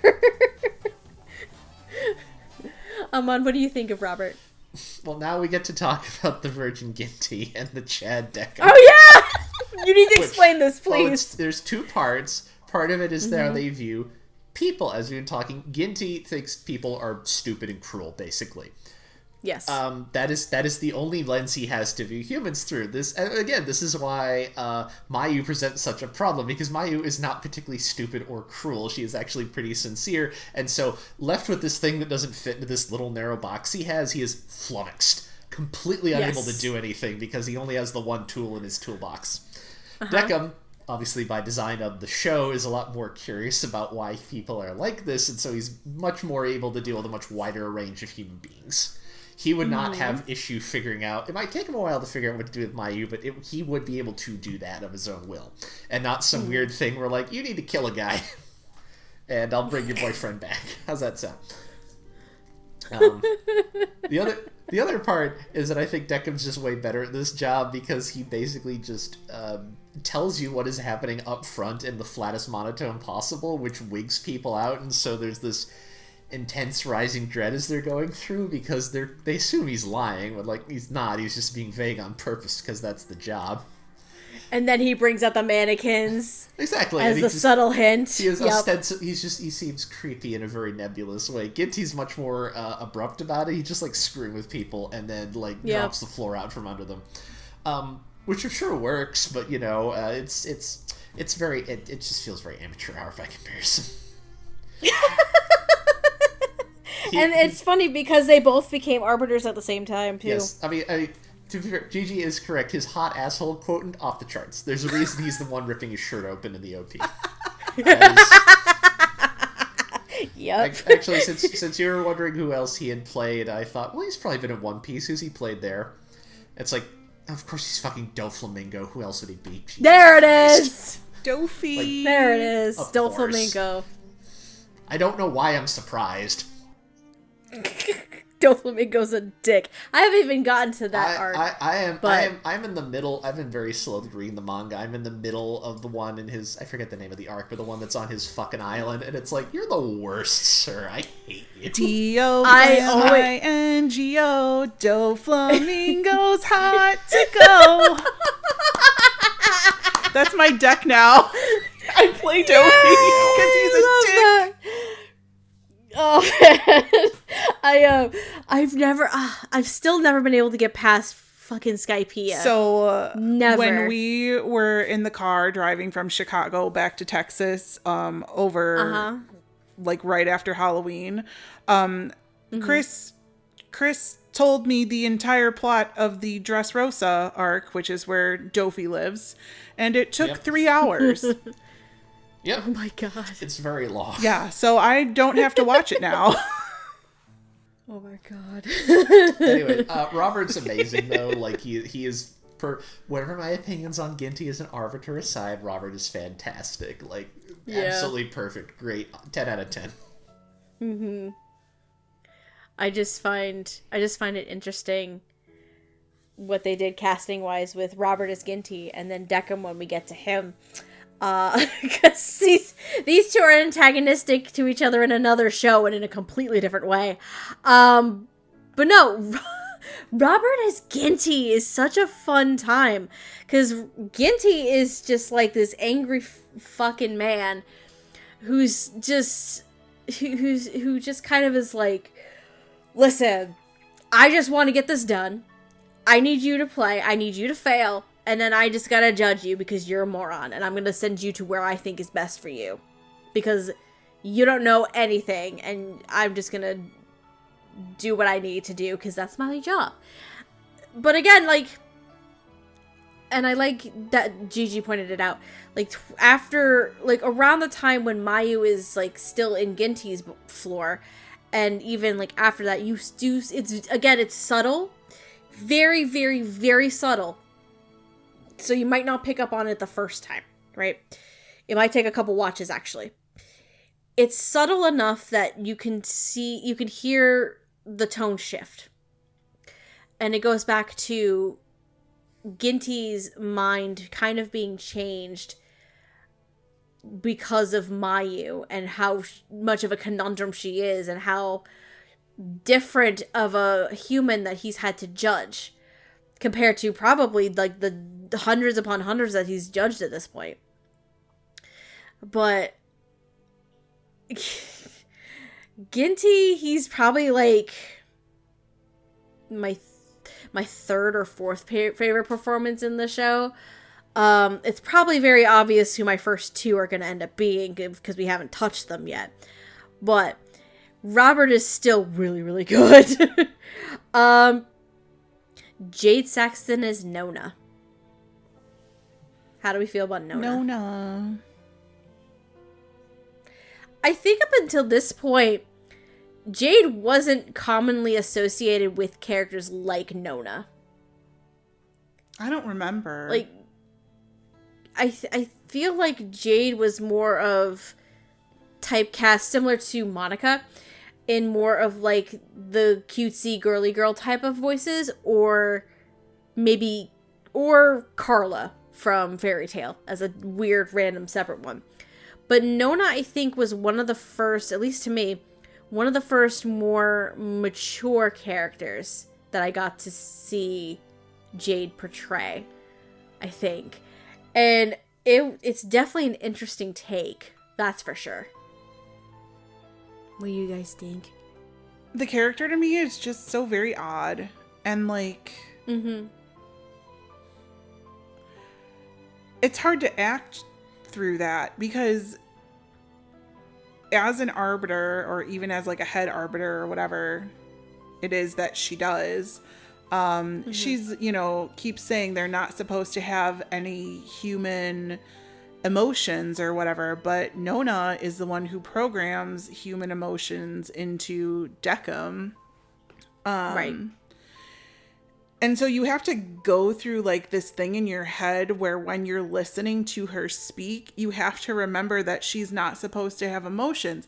But then you look at Ginty, who is like angry all the time. And you're like, well, where is this coming from? Like, is Nona supposed to sound like the quintessential arbiter where they don't have emotions to speak of, but yet she's curious and she wants to know like how her experiment is going to turn out. So I think Jade had like a really hard job in trying to interpret this character, because I sure couldn't interpret the character very well. In fact, I don't even know what happened to her. I keep thinking that she was like stuck inside the billiard ball at the end. I'm pretty sure that's not right. But I just keep thinking that crazy old man did something nasty to her, and like it pisses me off. But I completely forgot, and I thought that Oculus did something too. But she just managed to, like, walk out of there, and now she's going to continue observing everything that's going on, especially with Quinndecim. But what's interesting, and I feel like part of the thing with Nona, and I think by extension Ginty as well, to an extent, we do find out, this is like, top of, like, the last episode, by the way. We do find out that the ones that are created to be arbiters are originally either based or are the souls of the folks that were sent into the void. So I'm wondering if for Nona and kind of to an extent Ginty are like have former representations of themselves that their personality and their quote unquote emotions are kind of implanted into them, if that makes sense. It's very weird. But Nona is you're right. Nona is very much a weird character in a weird situation. There's a lot to unpack there, and from what I've heard Jade Saxton in, which to be fair, mostly has been stuff after this, sounds nothing like her typecast. So, good job acting. God, I sound like a moron. How have I been on a podcast talking shit for 10 years? Oh, Gigi, don't be so hard on yourself. I've heard much, much, much stupider people on podcasts. There's some real idiots in the microphone out there, let me tell you. Oh, God. You're fine. Words. I mean, again, to be fair, though, in this circumstance, Nona is a very interesting character that it is difficult to describe. So, definitely very Mary Paycheck. No, that's Castra. That's Castra, not Nona. Because I think Jade definitely really, really put a lot into Nona and her portrayal. Look, I'm not saying that Morgan didn't. I'm just saying very merry paycheck to all, and to all a good night. We're recording this the week before Christmas, everybody. Ho, ho, ho. If you want some context. Amon, what do you think of Nona? Nona's interesting. I did like this performance, but it did feel very much in line with. Because the thing I like about the show is it doesn't try and tip its hand too much. It isn't interested in like completely explaining this world. It's happy to leave things up to mystery, and I feel like of the main characters, Nona feels like the most kind of representative of that. Like I kind of have the most questions about her, and I feel like Jade did a good. I think she did good in that context. Which I think can be frustrating in the way that like Gigi was talking about. I liked it though, but I'm very happy with ambiguity in my fiction. Like I'm very like, yep, okay, sure. Things aren't making a lot of sense right now. That's okay. I don't mind. I can roll with these punches. So right. I watch a lot of the confusing things on purpose. So that's a me thing. You and me both. Look, I watched 2 seasons of Yellow Jackets. Okay, who's the confused one here? I've not seen Yellow Jackets. I've heard it's oh my god, good. You have to. It is so fucking good. Like, I can't even stand it. The new episodes start in February. Like, you need to catch up before then. Is it on like Hulu or something? It is on or? Paramount Plus with show. It's on. I don't have Showtime. Paramount Plus. That's the problem. Anyway, no, yeah, I loved Jade's portrayal of Nona. Again, at least definitely at the time, this is probably one of the more mature sounding characters that I'd ever heard Jade play. And Nona is a very, very weird character. Not weird like Grandpa Oculus weird. Not that level. But like weird in terms of a little bit of personality, a little bit of character motivation, a little bit of her actions, like, and what she hopes to gain out of everything. It is a little hard to talk about Nona herself because she's this odd character that who really isn't what your typical Arbiter is. And it kind of makes me wonder, was Nona kind of one of the first ones where maybe even she was experimented on? We don't really know. We don't know the reasoning behind what she is doing, except for the fact that she has stated this to Oculus himself, that she thinks that there's a better way to judge human souls. She thinks that what they're doing something needs to change with their current system. Hence the experiment with Quinndecim in this case, just so she can kind of see and then interpret what changes could happen in the future. So it's very interesting, and I think Jade portrays all of that so well. She also has some sass to her, which I love. Going back to, I think it was like episode 1, after Eric and Trina, their characters are sent off to reincarnation in the void. And Deckham's like, did I make a mistake, ma'am?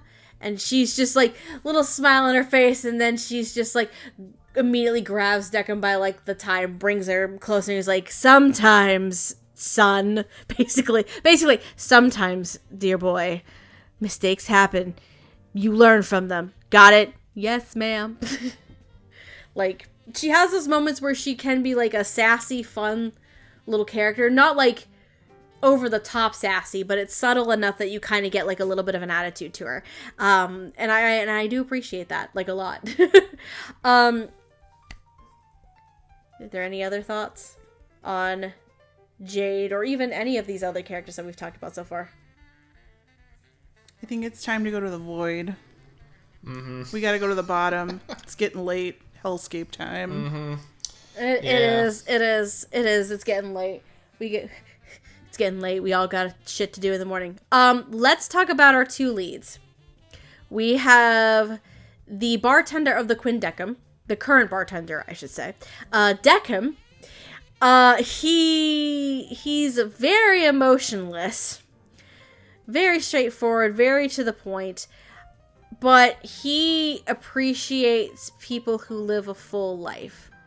And over the course of the show, he kind of starts he wants to understand humans more. And it's kind of, and his character development leads into him kind of actually feeling human emotions by the end of the show for the first time. And his character development and his arc is very interesting. And then you have the mysterious black-haired woman who is the assistant for Quinndecim, but you learn that she herself is actually a human soul that's supposed to be judged. But it's a bit more complicated because when she arrives at the Quinndecim, she knows that she's dead. She's not prompted by it. She didn't forget that she died. She knows she's dead. She just doesn't know how. So Decim couldn't really judge her. So Nona decides, let's erase her memories, kind of start over. She'll be your assistant for a few months in like a probationary type of period, and then you gotta figure out how to judge her and where she can go. But there's a lot more to her story, especially in the last quarter of the show, which we will probably get into a lot more. Voicing these characters as our mystery woman, we have Jimmy Markey, who has voiced characters such as Kana Albarona in Fairy Tail, Mount Lady in My Hero Academia, and Five in Terror in Residence. And as Decim, we have Alex Organ, who has voiced characters such as Zed O'Brien in the first season of Blood Blockade Battlefront, Shogo Makishima in Psycho Pass, and more recently, Lloyd Forger in Spy Family. I'm going to say this right off the bat. I find it hilarious that Alex and Ginty are... That Alex and Robert are antagonistic forces to each other in 2 shows. This and Psycho Pass, but for completely different freaking reasons.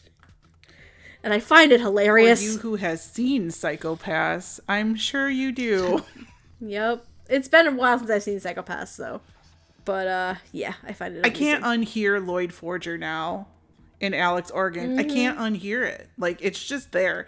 It's like fucking Deku and Justin Briner for me now. Like, but here's me. I'm thinking that, oh, was this one of Alex Organ's first roles? Like, good on ya, my dude. Like, that was pretty good. And you're like, no, he was in Psycho Pass.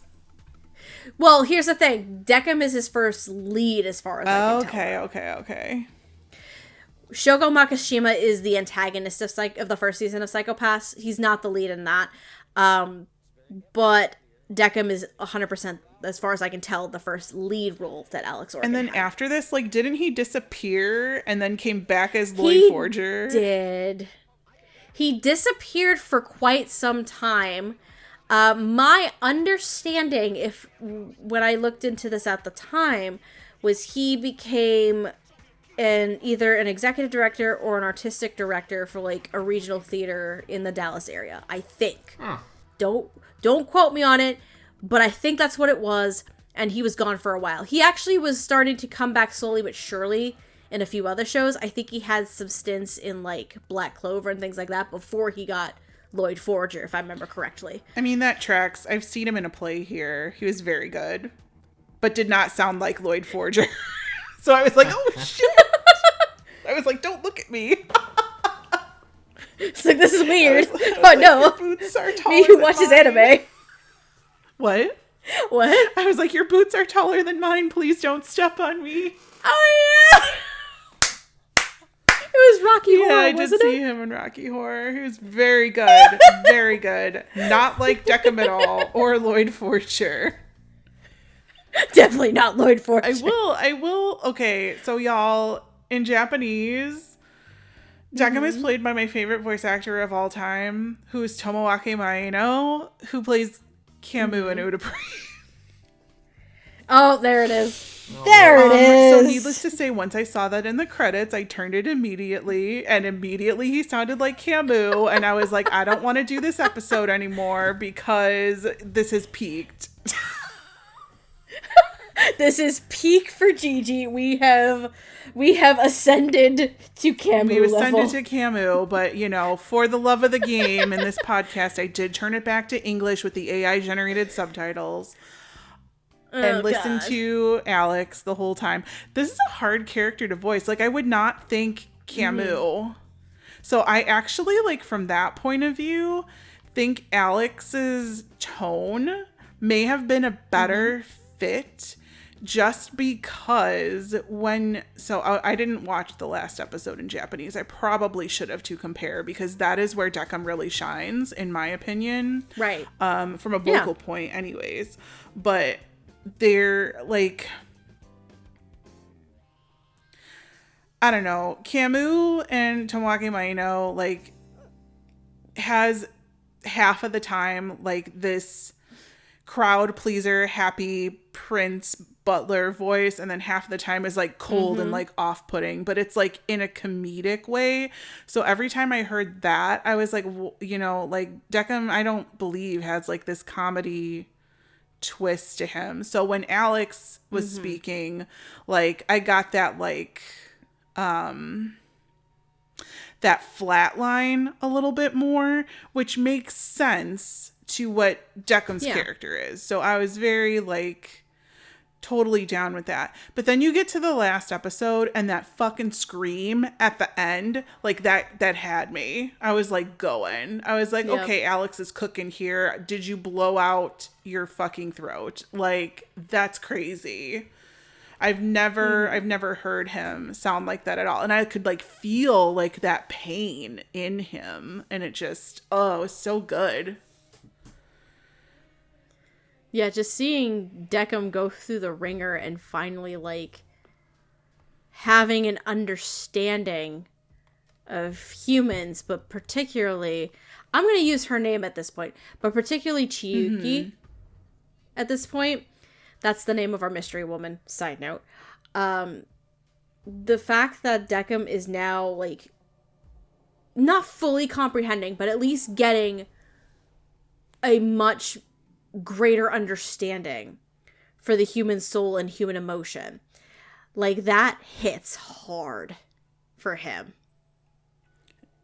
And he feels guilty for what he's done to try and pass judgment on a girl who regrets the choices she had made to get her to this point, and who would, as much as she would love to have a second chance to go be with family again, she's not going to do it, because the deal would have been, quote unquote, her life for another. And she was like, I'm not going to do it because this other person means means the world to someone else. I'm not going to put that person, like, their loved ones through that. I'm not going to do that, even if it means that I won't get to be with my mom again. And it's a hard decision for Chiyuki to make as well. It's fascinating. I love Alex Oregon. I know you do. I really do. He's your man. He's my man. No, because this and Psycho-Pass were the two shows that ended up being my introduction to Alex Oregon. Obviously. And then there were subsequent shows after the fact, and I was so sad when he wasn't doing dub work anymore. And I'm like, damn, what's gonna happen to all these roles? I.e. freaking Blood Ball K Battlefront, and he was also Aizawa in the first season of My Hero. I'm like, what's gonna happen to these roles? And then Chris Wakekamp enters the chat, and I'm like, okay, this is fine. It's fine, I guess. I miss Alex, but this is fine. No, it's Alex as Decim it's very interesting, because throughout the course of the show, it's not like a full flat monotone, but you can tell that Decim as a character is you're supposed to be your typical definition of an arbiter who doesn't exhibit human emotion. And Alex is able to portray that very well.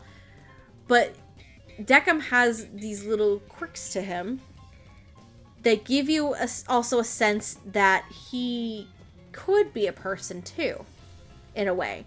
Like, he has the hobby with the mannequins.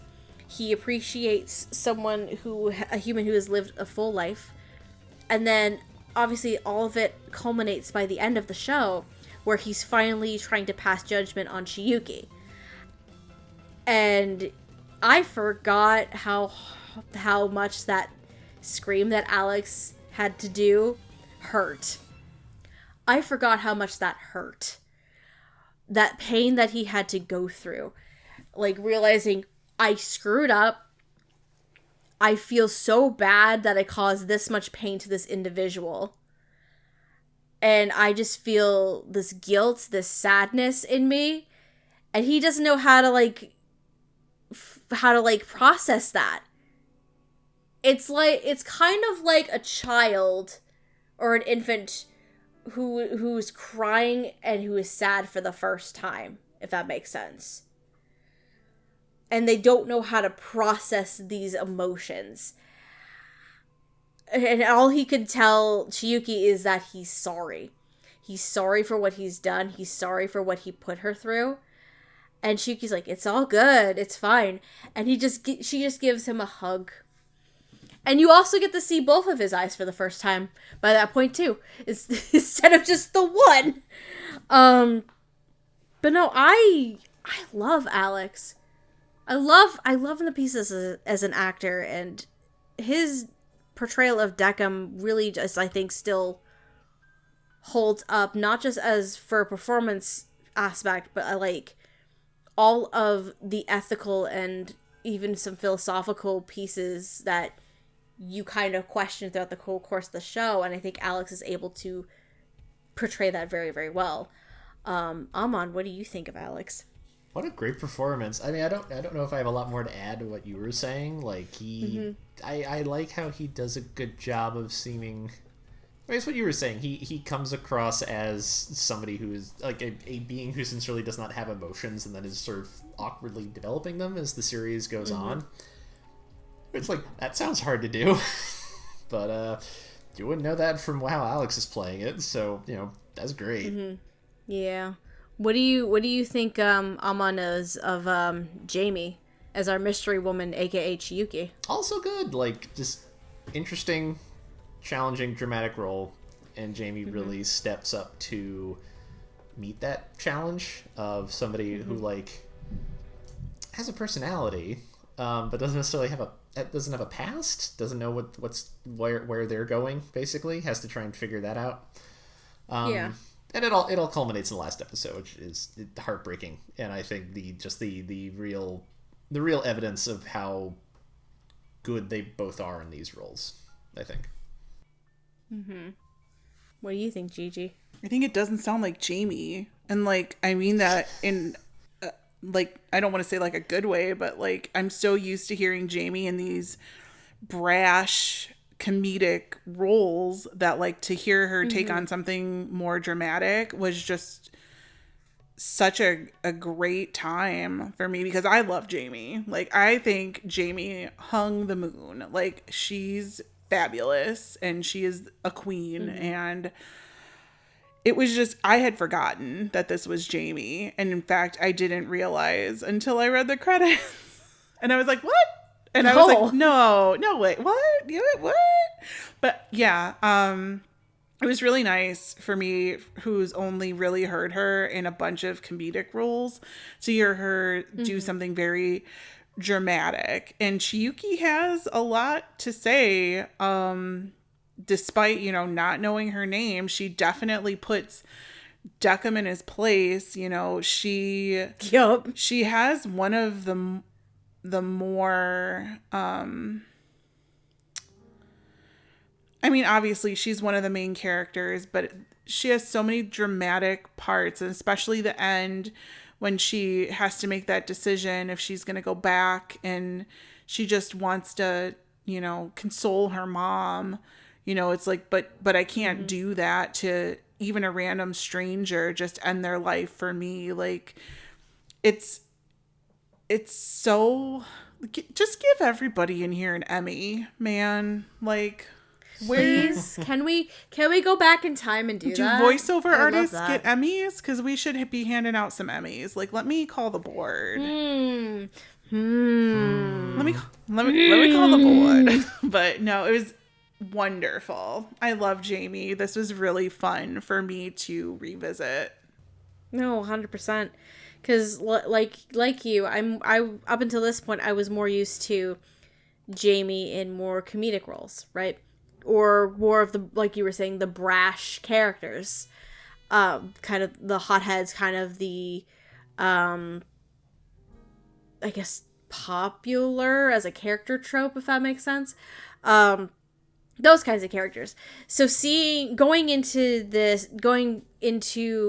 Death Parade originally with Jamie as Chiyuki, I was like, this is an interesting take.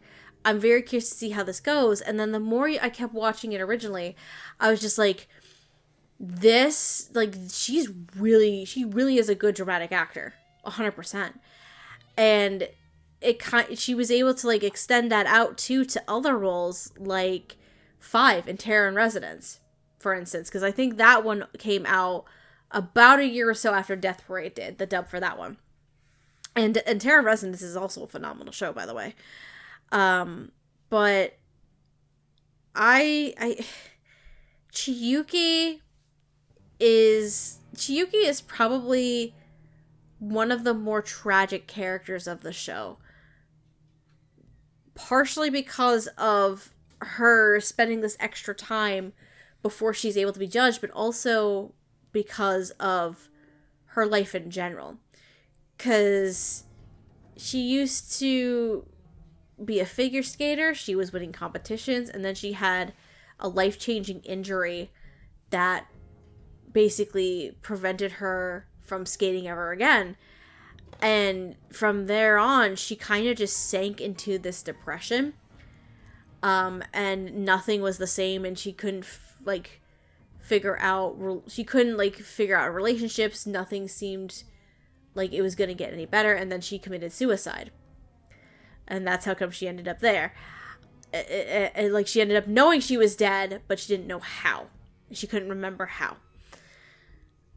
So by the end of the show, when Chiyuki is given that choice from Quinndecim to either be brought back to life and be with her family again, or at the cost of somebody else, which is completely random. It could be a complete stranger, or it could be someone that she does know, right? Or she stays dead. Everything that Chiyuki has experienced until now all comes back to her, and she makes the decision, I am not going to put someone else in my position. Mostly because they're just this person. I may not know them, but they're important to somebody else. And I don't want to take them away from that person. And that's probably the hardest decision and the hardest choice that Chiyuki has had to make at this point. It's a lot of emotional beats and emotional moments, and combined with the dynamic that Jamie has with Alex throughout the whole course of the show, leading up to this ultimate high point here. Their dynamic is very strong, 100%. Because with Quinndecim being this emotionless, naive arbiter who doesn't understand humans, and Chiaki is essentially the one who's kind of trying to help him understand a little bit better about humans, they end up influencing each other in a positive way. And the dynamic between Alex and Jamie, I think, is probably one of the strongest points to me in the entirety of the show and in the dub itself. 100% kudos to both Alex and Jamie on this one. I think I started crying at the beginning of episode 12, and it pretty much didn't stop the entire time. Andrew came over at one point because I'm just sitting on the couch, tissues, and I'm sobbing. And Andrew's just like, I'm going to give you a hug while you watch this. I'm like, okay. So he gives me a hug. It hurt a lot. But no, these two are definitely my favorite performances of the whole show, honestly. Are there any other thoughts about Alex and Jamie? Or do we want to move on to final thoughts at this point? I think we're ready to go on the elevator one last time. Mm-hmm. All right, I suppose. All right, so final thoughts on the English dub of Death Parade. Amon, why don't you go first? Well, while I was watching this, I was thinking about how I don't think the show get made now. Like, I kind of feel like 2015 might have been one of the last years where the anime industry as we know it would have greenlit a show that is, like, not based on anything and doesn't necessarily have a lot of inherent commercial, like, commercial or merchandising products. Like, it's basically just a weird... It's a high-budget student film that got turned into a TV show. Surprise! And I was sort of marveling at how, like, like, the only thing I can compare this to... Not that I watch a lot of the endless shows that come out these days anyways, because there's too much of it. But, like, the only thing I can think of comparable to this is, like, Sunny Boy, which was already only made because the Mob Psycho guy called in, like, every favor he has in the goddamn industry to make his weird art house project. That's right, I forgot about that. So, it was not to sound like an old boomer, but, yeah, they really don't make them like this anymore. for very depressingly concrete capitalism reasons. But like I'm the person here who had not seen this previously. I'm aware of it. I've probably seen an episode here and there. But this was all basically new to me, and it's like, wow, this is really good.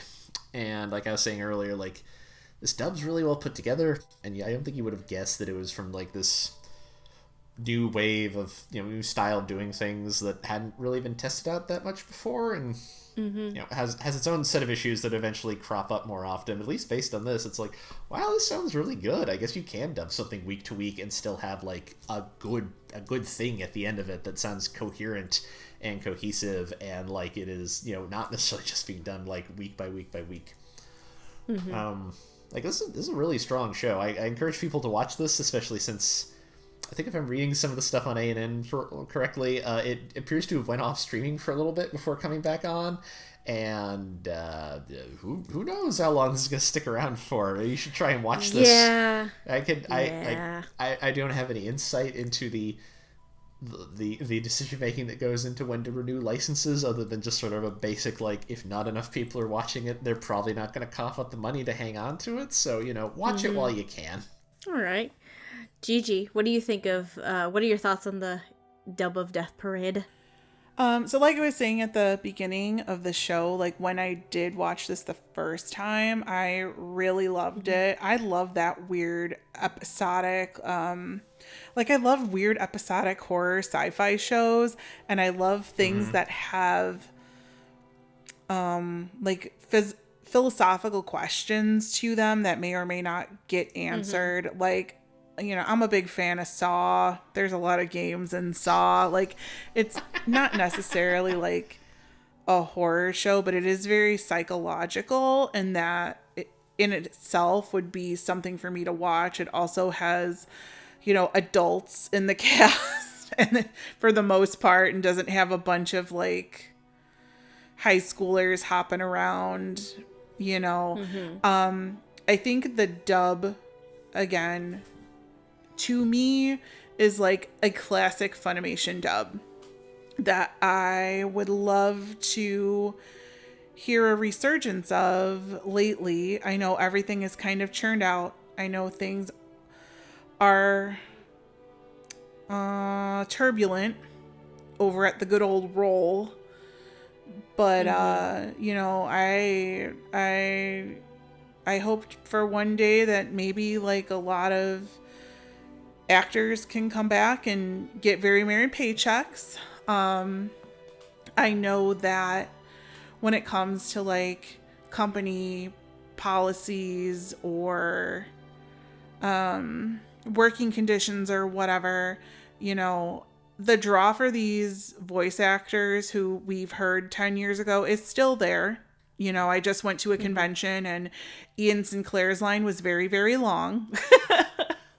So it's not, like nobody's forgotten about you. The Black Butler panel we went to was entirely full. Like they filled the room, and Black Butler is just as old, if not older, than Death Parade.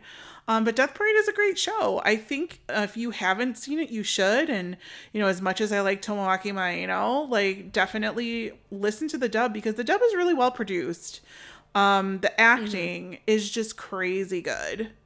And I think you're kind of doing yourself a disservice if you don't listen to at least like 1 or 2 episodes to hear how good of a job that these voice actors do. And the direction, you know, phenomenal.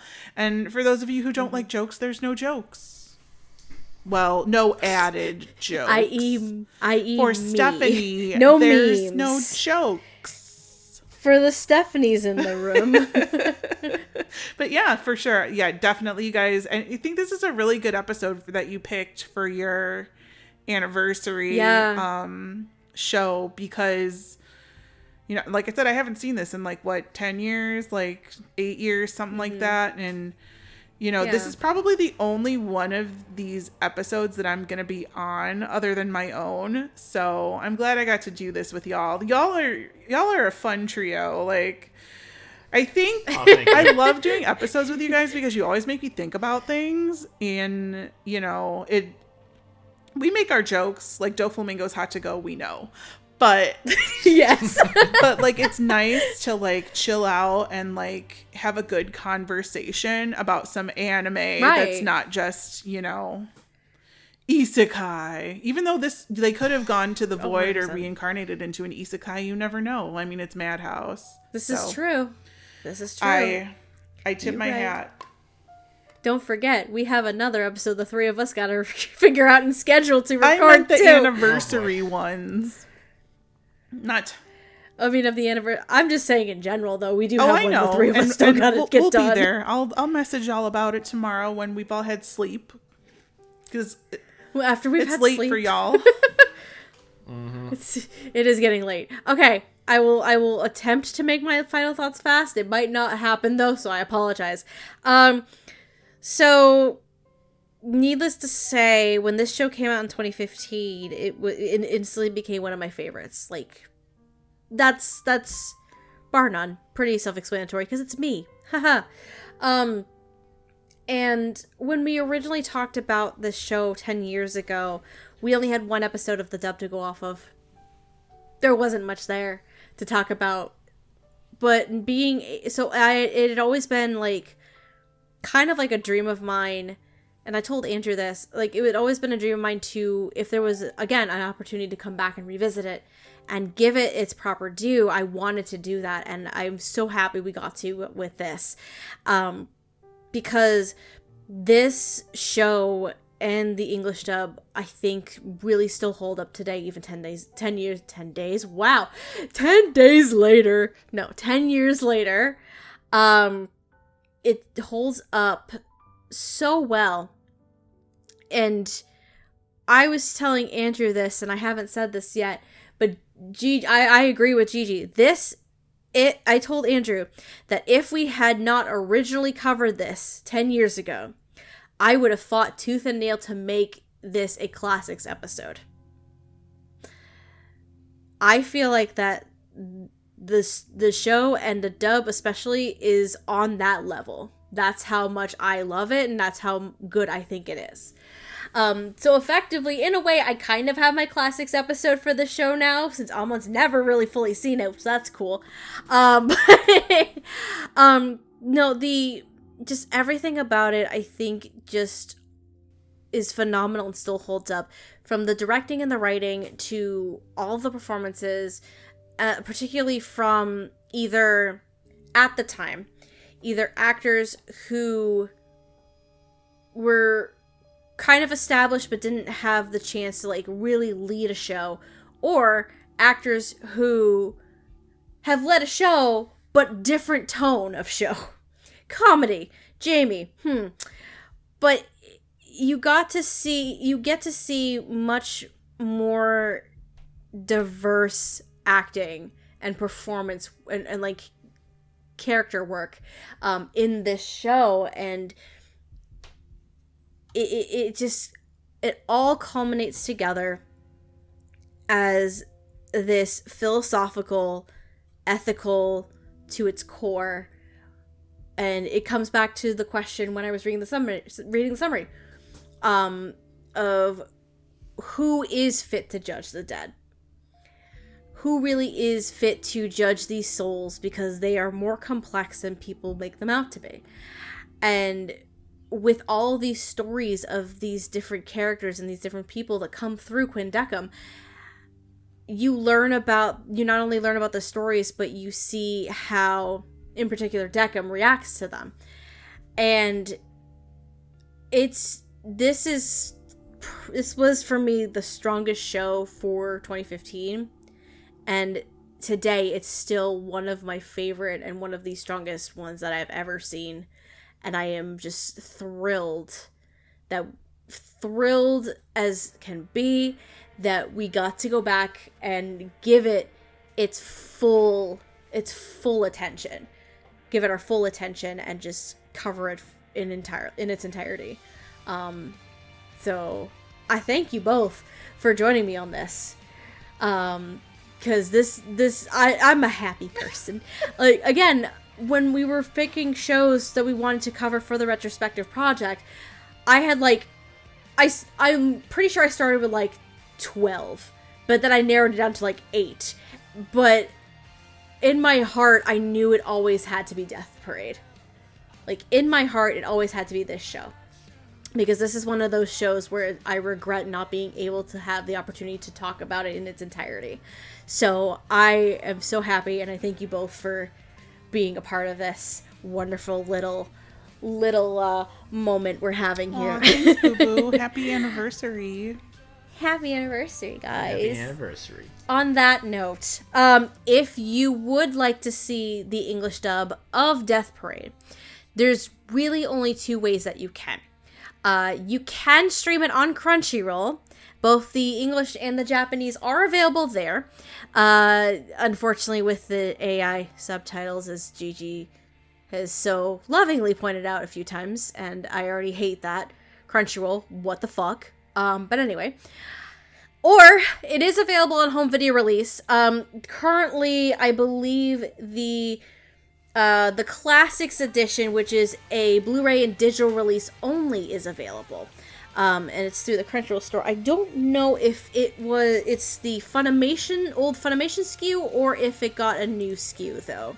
I would have to take a quick peek into that. But it is on back order, though, last I saw. So, I guess that says something good, maybe, hopefully. Yeah, it is on back order. It looks like it's the old Funimation SKU, so they haven't even done a new release for this yet. But also, fun fact for you vinyl record collectors out there, they do also have the original score in a limited edition vinyl on sale in the Crunchyroll store as well, just as a heads up. But please go watch this show. It deserves so much more attention that I think people are giving it credit for, and before it ends up lost in the void itself, and we never get the chance to see a show like this again. That being said, if you do want to see us be reincarnated and not sent to the void at all, if you want to check out more things from us here at the Dub Talk Podcast, if you can either subscribe to or follow us on YouTube for video versions of the podcast, or either on Podbean, Spotify, or Apple Podcasts for the audio versions of these episodes. For social media, if you do want to follow us there, we are still on Twitter, but only really to just announce new episodes when they come out, or we are primarily on Blue Sky at this stage. We also do have our Twitch account as well, all of which are at Dub Talk Podcast.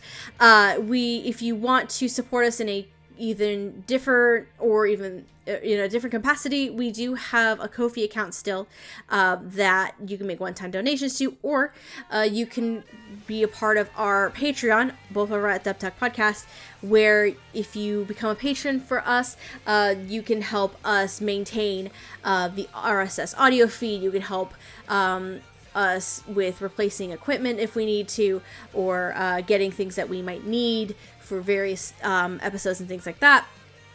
And you can also get fun little rewards, such as previews for different episode clips, full episode audio previews, or even shout-outs like these wonderful people. Like in our $5 tier, we have Bright Eyes 505, we have Crimson Echidna, Just J2, Quinoa Soup, Marissa Lenti, Megan's Mom and Dad, and Michelle Travis. And in our $10 tier, of course, we have Anthony Brown, Carly Lesticow, Julia W., and Otaku Anthony. You guys are amazing. We thank you for your continued support of the show, even 10 years later.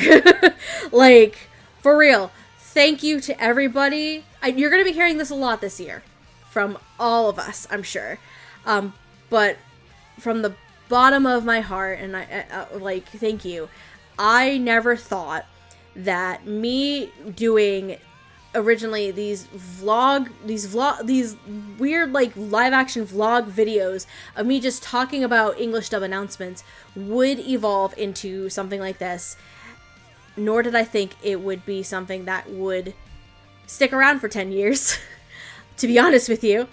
And the love and appreciation that we have received in that time is just, it's just invaluable to me, and I'm pretty sure to everybody else on the podcast. So I thank you from the bottom of my heart for all your support these past 10 years. 100%. Like, you guys are freaking amazing. To follow anything the three of us knuckleheads do, my name is Stephanie. For the Dub Talk folks, I'm known as the Boss Lady. But you can also follow me on X, Twitter, TikTok, and on Twitch, all at Lilac Anime Review. Review spelled REVUE. I have been streaming on Twitch on my personal Twitch channel.